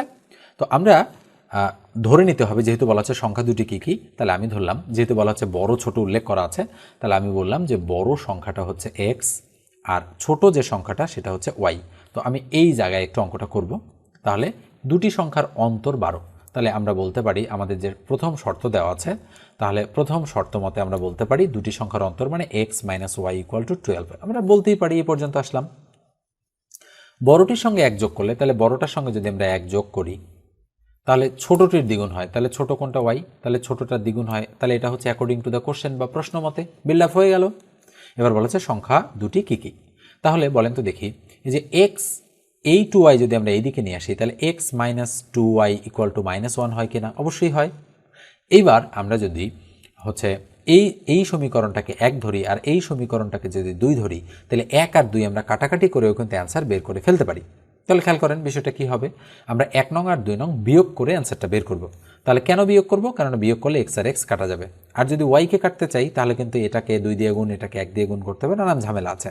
তাহলে আমরা 1 নংটা লিখবো এখানে 12 আর 2 নংটা লিখবো এখানে, তাহলে x minus 2y equal to -1। এবার আমরা বিয়োগ করব। তাহলে বিয়োগ করলে কী হবে? চিহ্ন চেঞ্জ, তাহলে এটা মাইনাস, এটা প্লাস, এটা প্লাস, তাহলে 12 আর 1 কত হবে? এটা প্লাস, এই মাইনাসের জায়গায় এখন প্লাস, কিন্তু এটা 12 আর 1 13, তাহলে প্লাস 2y আর y, তাহলে 2y থেকে y বাদ দিলে প্লাস y। মনে রাখতে হবে যে এই চিহ্নটা এখন মাইনাস না, এই চিহ্নটা এখন প্লাস। এবার এটা মাইনাস আর এটা প্লাস, তাহলে কাটা, তাহলে y এর মান কত পেলাম? 13 পেলাম। তাহলে y এর মান যদি আমরা 13 পাই, তাহলে 1 নং সমীকরণে y এর মানটা বসাই দিব, তাহলে x মাইনাস 13 ইকুয়াল টু 12। আচ্ছা বলেন তো দেখি, তাহলে x ইকুয়াল টু কত হচ্ছে? 13 আর 12 কত হবে? 25। তাহলে x এর মান 25 আর y এর মান 13, তাহলে কত আছে? 25 আর 13 কোথায়? এই যে ডি নম্বর অ্যান্সারটা কিন্তু এক্ষেত্রে রাইট। তাহলে খেয়াল করেন দুটি সংখ্যার অন্তর 12, তাহলে 25 থেকে 13 বাদ দিলে 12, বড়টির সঙ্গে 1 যোগ করলে, তাহলে বড়টির সঙ্গে যদি 1 যোগ করি 25 আর 1 26, তাহলে 26 যদি হয় তাহলে ছোটটার দ্বিগুণ, তাহলে 13 দুগুণ 26, তার মানে মিলে গিয়েছে। তার মানে 12 নম্বর অঙ্কের উত্তর নিঃসন্দেহে ডি নম্বরটা রাইট। ঠিক আছে, এরপর আমরা 11তে চলে যাচ্ছি। 11 নম্বর অঙ্কটা দেখেন, বলা হচ্ছে যদি a square plus b square equal to 45 এবং ab ইকুয়াল টু 18 হয়, তবে 1/a প্লাস 1/b এর মান কত? আপনারা নিশ্চিতভাবে আমি যেভাবে এ আর বির মান গেস করে অঙ্কগুলো করানো শিখিয়েছে, আপনারা এইভাবেই কিন্তু এই অঙ্কটা করে ফেলতে পারেন। তো আমি 11 নম্বর অঙ্কটা আপনাদের HW দিয়ে দিচ্ছি। এবার দেখেন 10 নম্বর অঙ্কটা কি হবে। বলা হচ্ছে 2 to the power z plus 7 দেওয়া রয়েছে, তাহলে আমি এখানে লিখব জেড প্লাস হচ্ছে 7 ইকুয়াল টু, বলা হচ্ছে 4 two the power z plus 2। আচ্ছা, এক্স লিখে লিখে আমরা অভ্যস্ত হয়ে গিয়েছি, তাহলে 4 two the power z plus হচ্ছে 2। তাহলে অঙ্কটা যদি আমরা সলিউশন করি, তাহলে আমরা 2 টু দি পাওয়ার বা লিখব 2 to the power z plus 7 equal to, তাহলে 2 এর উপরে স্কোয়ার করতে পারি, 2 দুগুণ 4, তাহলে উপরে জেড প্লাস 2 আছে আগে থেকে, তাহলে বা 2 to the power z plus 7 equal 2 to the power আমরা বলতে পারি 2z প্লাস 2 দুগুণ 4, তাহলে পাওয়ার বেস সমান হয়েছে, সুতরাং পাওয়ার ইকুয়াল পাওয়ার লেখা যায়, তাহলে z plus 7 equal to 2z plus হচ্ছে 4, তাহলে z এই 2z এইদিকে আসলে মাইনাস 2z ইকুয়াল টু 4, এই 7 ওইদিকে গেলে -7, তাহলে সুতরাং মাইনাস z ইকুয়াল টু কত হয়? -3। তাহলে মাইনাস মানে যদি আমরা ক্রস করে দিই, তাহলে z এর মান কত আসে? 3 আসে আমাদের অ্যান্সার হিসেবে। তার মানে আমাদের সঠিক উত্তর হচ্ছে 3, তার মানে বি নম্বর অ্যান্সারটা রাইট। ওকে, এবার আমরা পরেরটাতে চলে যাচ্ছি। 9 নম্বরটা দেখেন, বলা হচ্ছে কি একটি সমকোণী ত্রিভুজের সমকোণ সংলগ্ন বাহুদ্বয়ের দৈর্ঘ্য যথাক্রমে 6 ও 8 সেন্টিমিটার হলে এর ক্ষেত্রফল কত? তাহলে কিসের ক্ষেত্রফল আমাদের কাছে জানতে যাচ্ছে? সমকোণী ত্রিভুজের হচ্ছে ক্ষেত্রফল আমাদের কাছে জানতে যাচ্ছে। তো সমকোণী ত্রিভুজের ক্ষেত্রফল নির্ণয়ের সূত্র আপনারা নিশ্চয়ই জানেন, তাহলে সূত্রটা কি? সূত্রটা আমি আপনাদের লিখে দিচ্ছি, দেখেন সূত্রটা কি। সমকোণী ত্রিভুজের ক্ষেত্রফল বা এরিয়া বের করার সূত্র হচ্ছে হাফ গুণন ভূমি গুণন হচ্ছে উচ্চতা, তাই না? তাহলে আমি হাফ বসালাম, তাহলে বলা হচ্ছে একটি সমকোণী ত্রিভুজের সমকোণ সংলগ্ন বাহুদ্বয়ের দৈর্ঘ্য, তার মানে এটা যদি একটা সমকোণী ত্রিভুজ হয়, তাহলে সমকোণ এটা, এই সংলগ্ন বাহুদ্বয় এটা, তাহলে ভূমি যদি হয় 6, তাহলে উচ্চতা হবে কত? 8। তাহলে আমরা বসাচ্ছি মান, তাহলে হাফ গুণন ভূমি হচ্ছে 6 গুণন উচ্চতা হচ্ছে 8, আমরা বসাই দিলাম, তাহলে 3 দুগুণ 6, তাহলে 3 8 24, তাহলে কত হচ্ছে? 24 বর্গ সেন্টিমিটার। এরিয়া হলে মানে ক্ষেত্রফল বের করার সময় সেন্টিমিটার গুণ করলে কি হয়? বর্গ সেন্টিমিটার। এখানে কিন্তু 24 রয়েছে শুরুতে, 24 দাগালে কিন্তু ভুল হবে, কেননা এরিয়ার মান সবসময় দুটো গুণ করে যেহেতু হচ্ছে, তার মানে সেন্টিমিটার গুণ করলে বর্গ সেন্টিমিটার হয়। এখানে অপশনটা কিন্তু বি নম্বর রাইট। ঠিক আছে, এরপরে দেখেন 8 নম্বর অঙ্কটাতে বলা হচ্ছে খুবই সহজ একটা অঙ্ক। তাহলে এখানে আমাদের দশমিকের পরে কয়টা ঘর রয়েছে? দশমিকের পরে ঘর রয়েছে 1 2 3 4 5 6টা। দশমিকের পরে ঘর রয়েছে 1 2 3 4টা। তাহলে দশমিকের পরে কয়টা ঘর হবে বলেন তো দেখি? এখানে আছে 6টা, এখানে আছে 4টা, 10টা ঘর। তাহলে আমরা 10টা ঘর হিসাব করব। তাহলে 1 2 3 4 5 6 7 8 9 10টা এখানে রয়েছে। এখানে দেখি 1 2 3 4 5 6 7 8 9টা, এটা হবে না। 1 2 3 4 5 6 7 এটাও হবে না। তাহলে নিঃসন্দেহে আমাদের উত্তর এ নাম্বারটা রাইট। যাই হোক, আপনারা একটু চেক করে দেখবেন, আমার ভুলও হতে পারে, কিন্তু জাস্ট এই নিয়মটা ফলো করলে আপনাদের অঙ্কগুলো কিন্তু হয়ে যাবে। আচ্ছা, এরপর দেখেন কি হবে আমাদের এখানে। আমাদের হচ্ছে 7 নম্বর অঙ্কটাতে বলা হচ্ছে 40 হতে 100 এর মধ্যবর্তী বৃহত্তম ক্ষুদ্রতম মৌলিক সংখ্যা দ্বয়ের গড় কত? খুবই ইন্টারেস্টিং একটা অঙ্ক। আমরা মৌলিক সংখ্যাগুলো কি জানি আমরা, আচ্ছা এই 8 নম্বর অঙ্কটা আমার কাছে কেন জানি একটু কনফিউশন লাগতেছে, ঠিক আছে। তো এই অঙ্কটা আমি যেভাবে আপনাদের করালাম, ঠিক আছে, তো আমার মনে হচ্ছে যে এখানে হচ্ছে সঠিক উত্তর নেই। আপনারা একটু কাইন্ডলি এই অঙ্কটা একটু করে দেখবেন, করে দেখার পরে আমাকে একটু জানাবেন যে এই 8 নম্বর অঙ্কটা মানে প্রবলেমটা কোথায় হয়েছে। আমার মনে হচ্ছে যে এখানে উত্তর নেই। আমি যেভাবে বের করেছি আসলে যারা অঙ্কটা তৈরি করেছেন তারা মনে হয় এভাবেই হিসাব করে দিয়েছেন, কিন্তু কেন জানি মনে হচ্ছে যে এই অঙ্কটা এভাবে নাও হতে পারে, ঠিক আছে। তাহলে উত্তরটা কনফিউশন। তো যাই হোক, এটাতে আমি আর থাকছি না, আমি 7 নম্বর অঙ্কে চলে যাচ্ছি। তাহলে দেখেন বিষয়টা কি হবে। এখানে 40 হতে 100 এর মধ্যবর্তী বৃহত্তম ক্ষুদ্রতম মৌলিক সংখ্যাদ্বয়ের গড় কত। তাহলে 40-এর চেয়ে বড় মৌলিক সংখ্যা কত আছে? 41। 100-র চেয়ে ছোট মৌলিক সংখ্যা কত আছে? 97। ঠিক আছে, আমরা জানি 2 3 5 7 11 13 17 19 23 29 31 37 41 43 47 53 59 61 67 71 73 79 83 89 97, এই হচ্ছে আমাদের কি মৌলিক সংখ্যা 1 থেকে 100 পর্যন্ত। তাহলে 40-এর চেয়ে বড় 41 আর 100-র চেয়ে ছোট কি 97। বলা হচ্ছে এর মধ্যবর্তী বৃহত্তম আর ক্ষুদ্রতম, তাহলে এটা ক্ষুদ্রতম এটা বৃহত্তম মৌলিক সংখ্যা দেওয়ার গড়। তাহলে গড় মানে কি? এই দুটো যোগ করে কত দ্বারা ভাগ? 2 দ্বারা ভাগ। তাহলে 7 আর 1 8, 9 আর 4 কত 13। তাহলে 138-কে 2 দ্বারা ভাগ করলে কত হয়? 6 2 12, থাকলো 1, 9 2 18, তাহলে 69। তার মানে বি নম্বর অ্যান্সারটা এক্ষেত্রে আমাদের কিন্তু রাইট। এরপর আমরা পরেরটাতে চলে যাব। 6 নম্বর অঙ্কটা দেখেন, বলা হচ্ছে কোনো পরীক্ষায় 80% গণিতে এবং 70% বাংলায় পাশ করলো, উভয় বিষয়ে পাশ করলো 60%, উভয় বিষয়ে শতকরা কতজন ফেল করলো। খুবই সুন্দর একটা অঙ্ক এবং ইতিপূর্বে কিন্তু এই ধরনের অঙ্ক আমি আপনাদের করে দিয়েছি। তো দেখেন কি সূত্র আমি শিখিয়েছি, সূত্রটা শিখিয়েছি আমি কিন্তু total equal all single minus all both plus হচ্ছে নান, এই সূত্র আমি শিখিয়েছি। তাহলে খেয়াল করেন টোটাল পার্সেন্টেজের যেহেতু অঙ্ক টোটাল হচ্ছে 100%, অল সিঙ্গেল মানে আলাদা আলাদাভাবে যারা পাশ করেছে তারা, তাহলে 80% গণিত 80% বাংলায়, তাহলে 80 যোগ 70 সিঙ্গেলের মানগুলো যোগ হয়ে যাচ্ছে, মাইনাস অল বোথ উভয় বিষয়ে পাশ করলো 60%, তাহলে 60 হচ্ছে অল বোথের মান, প্লাস নানের মান কত, শতকরা কতজন ফেল করলো, তার মানে এনের মান হচ্ছে নান মানে উভয় বিষয়ে ফেল। তাহলে 100 ইকুয়াল 70 থেকে 60 বাদ দিলে 10 থাকে, তাহলে 80 আর 10-এ 90, তাহলে 90 প্লাস হচ্ছে নান, তাহলে সুতরাং এনের মান হবে 90, এদিকে আসলে মাইনাস হয়, তার মানে 100 থেকে 90 মাইনাস করলে 10%, তাহলে উভয় বিষয়ে শতকরা ফেল করেছে কত শতাংশ? 10%, তার মানে এ নম্বরটা রাইট। এরপর দেখেন 5 নম্বর অঙ্কটাতে বলা হচ্ছে 90 ডিগ্রি কোণের সম্পূরক কোণ কত ডিগ্রি। তাহলে আমরা তো জানি যে সম্পূরক তৈরি হয় কিভাবে, দুটো কোণের সমষ্টি যদি 2 সমকোণ বা 180 ডিগ্রি হয় তাহলে সেটাকে বলে সম্পূরক। আর পূরক কাকে বলে? দুটো কোণের সমষ্টি যদি 90 ডিগ্রি হয় তাকে বলে পূরক। যেহেতু বলেছে সম্পূরক, তাহলে দুটোর সমষ্টি হবে 180 ডিগ্রি, তাহলে একটা দেওয়া আছে 90, তাহলে আর একটা কত? আর একটা 90, কেননা 90 90 180, তার মানে 90 ডিগ্রি কোণের সম্পূরক কোণ হচ্ছে 90 ডিগ্রি, তার মানে উত্তর হচ্ছে সি। এবার দেখেন 4 নম্বর অঙ্কটাতে কি বলা হচ্ছে, a cube minus B cube equal 513 মানে 513, এবং a মাইনাস বি ইকুয়াল 3 হলে এ বি এর মান কত। তাহলে অনুসিদ্ধান্ত দিয়ে আমরা অঙ্কটা করে ফেলতে পারি সহজেই। তাহলে কি বলা হচ্ছে এখানে? বলা হচ্ছে a cube minus B cube equal to হচ্ছে 513। তাহলে সরাসরি আমরা বা অনুসিদ্ধান্ত ফেলবো a মাইনাস বি তার উপর whole cube plus 3ab into হচ্ছে কি a মাইনাস বি ইকুয়াল হচ্ছে 513। তাহলে a মাইনাস বি তার উপর কিউব, a মাইনাস বির মান 3, তাহলে 3-এর উপর আমরা কিউব দিয়ে দিলাম, 3-এর উপর আমরা কি দিব? কিউব দিব। তাহলে কিউব দিলাম প্লাস 3 ইন্টু এ বি এর মান কত? এ বি এর মান তো বের করতে হবে, যেহেতু বলেছে এ বি এর মান কত, ইন্টু এ মাইনাস বির মান কত? এ মাইনাস বির মান হচ্ছে 3, তাহলে ইকুয়াল টু 513। তাহলে 3-এর উপর কিউব মানে 27 প্লাস 3 3 9ab ইকুয়াল টু কত? 513। একটু বুঝে নেবেন, ওভার রাইটিং হচ্ছে। তাহলে 9ab ইকুয়াল টু 513 থেকে 27 মাইনাস করলে কত থাকে আমাদের বলেন তো দেখি, আমরা একটু বিয়োগ করে দেখি। 513 মাইনাস হচ্ছে 27, তাহলে মাইনাস করলে 7 উপরে হচ্ছে 13, তাহলে 7 6 13 6, হাতে 1 2 রেখে 3, তাহলে উপরে কত হচ্ছে 11, তাহলে 8, এখানে থাকলো কত 4, 486, তাহলে 486। তাহলে সুতরাং এ বি ইকুয়াল টু উপরে 486, তার নিচে 9, কাটাকাটি করলে 5 নং 45, 46 47 48 থাকে 3 36, 4 নং 36, তার মানে এ বি এর মান হচ্ছে 54 বা হচ্ছে কত 54। তার মানে এ বি এর মান আমাদের কত?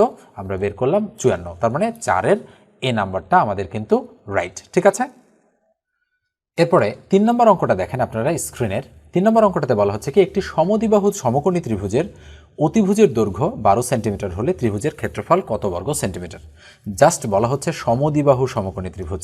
তো আপনারা নিশ্চয়ই সমদ্বিবাহু সমকোণী ত্রিভুজের ক্ষেত্রফল বের করার সূত্রটা জানেন। আমি নিশ্চিত আপনারা অনেকেই জানেন না, কেননা এই জিনিসটা মনে রাখা কিছুটা হচ্ছে আপনাদের জন্য কঠিন কাজ। এবং সমদ্বিবাহু সমকোণী, আবার শুধু সমদ্বিবাহু না, শুধু সমকোণীয় না, কিন্তু সমদ্বিবাহু সমকোণী এটা বলা হচ্ছে। ওকে, আমি সূত্রটা লিখে দিচ্ছি, দেখেন। তাহলে সূত্রটা কি হবে, একটু মনোযোগ দেন সূত্রটা সম্পর্কে আপনারা। সূত্রটা হচ্ছে সমকোণী সমদ্বিবাহু যদি হয় তাহলে তার এরিয়া বা ক্ষেত্রফল নির্ণয়ের সূত্র হচ্ছে হাফ ইন্টু এক বাহুর দৈর্ঘ্যের উপর স্কোয়ার, তার মানে যে দৈর্ঘ্যটা দেওয়া থাকবে তার উপর স্কোয়ার। এটাকে আমরা অনেক সময় এ স্কোয়ারও বলি।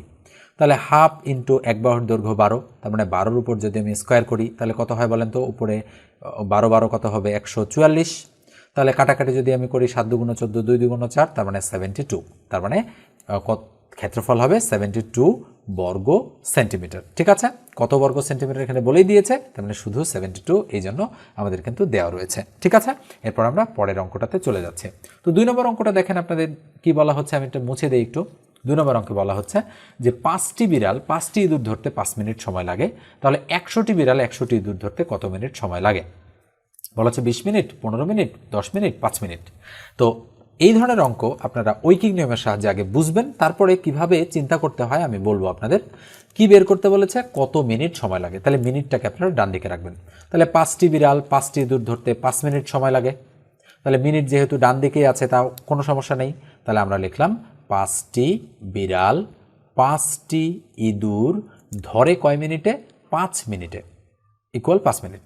এবার আমরা 5-এর জায়গায় 1 কল্পনা করব। তাহলে আমরা এবার চিন্তা করব, যেহেতু 5টি বিড়াল 5 মিনিটে 5টা ইঁদুর ধরে, তাহলে একটা বিড়াল হচ্ছে 5টা ইঁদুর ধরবে কয় মিনিটে? তার মানে 5টি বিড়াল 5 মিনিটে, তাহলে একটা বিড়াল বেশি মিনিটে, তার মানে বেশি মানে গুণ। নিশ্চয়ই আমরা ঐকিক নিয়মের নিয়মটা জানি, বেশি মানে গুণ, কম মানে ভাগ। তাহলে 5টি বিড়াল 5 মিনিট, তাহলে একটা বিড়াল বেশি সময় লাগবে, তাহলে বেশি মানে গুণ, 5 গুণন 5। তো যার নিচে 1 পড়বে সেটা এখানে প্রভাব ফেলবে। এবার 5টি ইঁদুর ধরেন 5 মিনিটে, তাহলে একটা ইঁদুর ধরবে কয় মিনিটে? তাহলে 5টা ইঁদুর ধরে 5 মিনিটে, তাহলে একটা ইঁদুর ধরবে কম মিনিটে, তাহলে কম মানে ভাগ। এবার এই 5 ভাগ হয়ে গেল। এবার এই লাইনটা মন থেকে আপনারা বাদ দিয়ে দেবেন। তাহলে আমাদের কি হলো, যে একটি বিড়াল একটি ইঁদুর ধরে এত মিনিটে। এবার আসেন, তাহলে যদি বলে 100টি বিড়াল, তার মানে 1-এর জায়গায় আমরা 100টা বিড়াল দিলাম। তাহলে একটা বিড়াল যেহেতু এত মিনিটে ধরে, তাহলে 100টা বিড়াল, তাহলে সময় কম লাগবে নাকি বেশি লাগবে?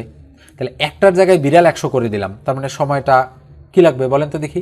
সময়টা কম লাগবে, তাহলে কম মানে ভাগ, তাহলে এই 100 নিচে চলে আসলো। এবার দেখেন, তাহলে একটা ইঁদুর ধরে এত মিনিটে, তাহলে বলেন তো দেখি 100টা ইঁদুর ধরবে, এখানে যে বলা হচ্ছে 100 ইঁদুর ধরবে কত মিনিটে? তাহলে সময় এবার বেশি লাগবে, তাহলে বেশি মানে গুণ। তাহলে এইভাবে গুণ ভাগ হচ্ছে। যেহেতু সংখ্যাগুলো একই ধরনের, এই জন্য কিন্তু আপনাদের প্রবলেম হতে পারে। তাহলে আমরা যদি এবার কাটাকাটি করি, 100 কাটা, 5 কাটা, তাহলে কয় মিনিট? 5 মিনিট। তার মানে আমাদের সঠিক উত্তর হচ্ছে ডি নাম্বারটা রাইট। খেয়াল করেন বিষয়টা এখানে কি হচ্ছে। বিষয়টা হচ্ছে যে অঙ্কে প্রথম লাইনে আপনারা শর্টকাট মেথডে কিভাবে চিন্তা করবেন, প্রথম লাইনে যে সংখ্যাটা দেওয়া থাকবে সেই সংখ্যাটাই হবে অ্যান্সার। পরের লাইনে যাই বলুক না কেন, ইঁদুর বিড়ালের অঙ্ক এভাবেই করতে হয়। তাহলে প্রথম লাইনে 5 মিনিট সময় লাগে, এবং দ্বিতীয় লাইনে যতই বলুক না কেন আপনাদের, ওই 5 মিনিট সময়ই কিন্তু আপনাদের লাগবে। ঠিক আছে, তো এবার আমরা পরেরটাতে চলে যাচ্ছি। 1 নম্বর অঙ্কটা দেখেন, বলা হচ্ছে কি 1 + 5 + 9 + 13 ধারাটির 15তম পদ কত হবে? এটা আপনাদের কিন্তু খুঁজে বের করতে হবে। তাহলে খেয়াল করেন, 15তম পদ আমরা এমনিতেই যাইতে পারি সরাসরি। 1-এর পরে 5, 5-এর পরে 9, তাহলে 4 করে গ্যাপ হচ্ছে না? 5 4 9, 9 4 13, 13-এর পরে 14, 15 16 17, তাহলে 17-এর পরে 18 19 20 21, 21-এর পরে 22 23 24 25, তাহলে 25-এর পরে 29, 29-এর পরে 33, 34 35 36 37, 37-এর পরে 41, 41-এর পরে 45, তাহলে 45-এর পরে 49। তো দেখি আমরা আমাদের 15টা পদ হয়েছে কিনা। তাহলে 1 2 3 4 5 6 7 8 9 10 11 12 13টা হয়েছে। 49-এর পরে 53, 53-এর পরে 57, তাহলে 14 15, তাহলে 15তম পদ কত হচ্ছে? 57। ঠিক আছে, তার মানে উত্তরটা হচ্ছে 57। কিন্তু এখানে 15তম পদ না বলে যদি বলতো 75তম পদ কত, তাহলে তো আপনারা আর এইভাবে হিসাব করতে পারতেন না, তাই না? তো সেক্ষেত্রে আমরা অবশ্যই একটা সূত্র জানি, এবং এই সূত্রটা আমরা কিন্তু এখন প্রয়োগ করে দিব। ঠিক আছে, তাহলে সূত্রটা কি? সূত্রটা হচ্ছে nতম পদ, বা আমরা বলতে পারি শেষ পদ, ইকুয়াল আমরা বলবো যে কি a + n - 1 ইন্টু হচ্ছে d। এখানে শেষ পদ কত? মানে nতম পদ বা শেষ পদ আমরা বলি nতম পদ বা হচ্ছে শেষ পদ equal a + n - 1 into d। এখানে কিন্তু বলছে ধারাটির 15তম পদ কত, তার মানে 15তম পদটা কত হবে সেটা আমাদের কিন্তু খুঁজে বের করতে বলেছে। ঠিক আছে, তাহলে বলেছে ধারাটার 15তম পদ মানে 15 নম্বর পদটা কত হবে সেটা আমাদের বের করতে বলেছে। তাহলে আমরা কিভাবে করব একটু মনোযোগ দেন আপনারা। তাহলে আমরা মান বসানো শুরু করব। এর মান কত? এ হচ্ছে প্রথম পদ 1, তাহলে 1 বসাই দিলাম, যোগ n মানে 15 যেহেতু বলাই আছে, তাহলে 15 মাইনাস 1 ইন্টু ডি সাধারণ অন্তর, তাহলে 5 থেকে 1 বাদ দিলে 4 হয়, তাহলে 4, তাহলে ইকুয়াল টু 1 যোগ 5 থেকে 1 বাদ দিলে 14, 4 14 56, সরাসরি লিখলাম, তাহলে 56 আর 1 57। তাহলে দেখেন মুহূর্তের মধ্যেই অ্যান্সার বের হয়ে আসবে যদি আপনারা এই সূত্রটা কাজে লাগান। ঠিক আছে, তো মনে রাখতে হবে যে এই n কিন্তু এখানকার পদ সংখ্যা, আর এই পদ সংখ্যাটা কিন্তু এখানে 15 দেওয়াই আছে। এটা কনফিউশন সৃষ্টি হতে পারে আপনাদের। ঠিক আছে, এই n এর সাথে এই n এর, এই n মানে হচ্ছে এখানে শেষ পদ বা nতম পদ, আর এই n মানে হচ্ছে এখানকার পদ সংখ্যা। ওকে, তো এই হচ্ছে আমাদের 50টা অঙ্ক। আমরা অল্প কয়েকটা অঙ্ক আপনাদেরকে হোমওয়ার্ক দিয়েছি, আর বাকি সবগুলো অঙ্কই কিন্তু করে দিয়েছি। তো ভিডিওটা অবশ্যই আপনারা সবার সঙ্গে শেয়ার করে দিবেন। শেয়ার করার ব্যাপারে আপনারা কার্পণ্যতা করবেন না। আর সাবস্ক্রাইব না করে থাকলে মাস্ট বি সাবস্ক্রাইব করেন। ইউটিউব থেকে ফেসবুক থেকে দেখে থাকলে ফলো দিয়ে দেন, আর ভিডিওটাতে একটা লাইক অবশ্যই দিবেন। আর আপনারা কমেন্ট করে জানাবেন যে এই ধরনের ভিডিওগুলো আপনাদের উপকারে আসছে কিনা। আপনারা কিন্তু কমেন্ট করেন না অনেকেই, কমেন্ট অবশ্যই করবেন, কারণ কমেন্ট না করলে আমরা কিন্তু বুঝতে পারি না যে এই ধরনের ভিডিওগুলো আপনাদের প্রয়োজন আছে কিনা।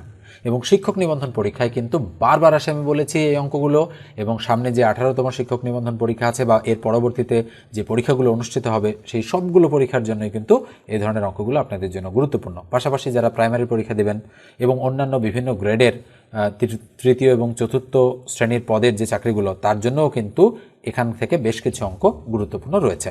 ঠিক আছে, তো ভালো থাকবেন, সুস্থ থাকবেন, দেখা হবে পরের কোনো ভিডিওতে। ধন্যবাদ সবাইকে।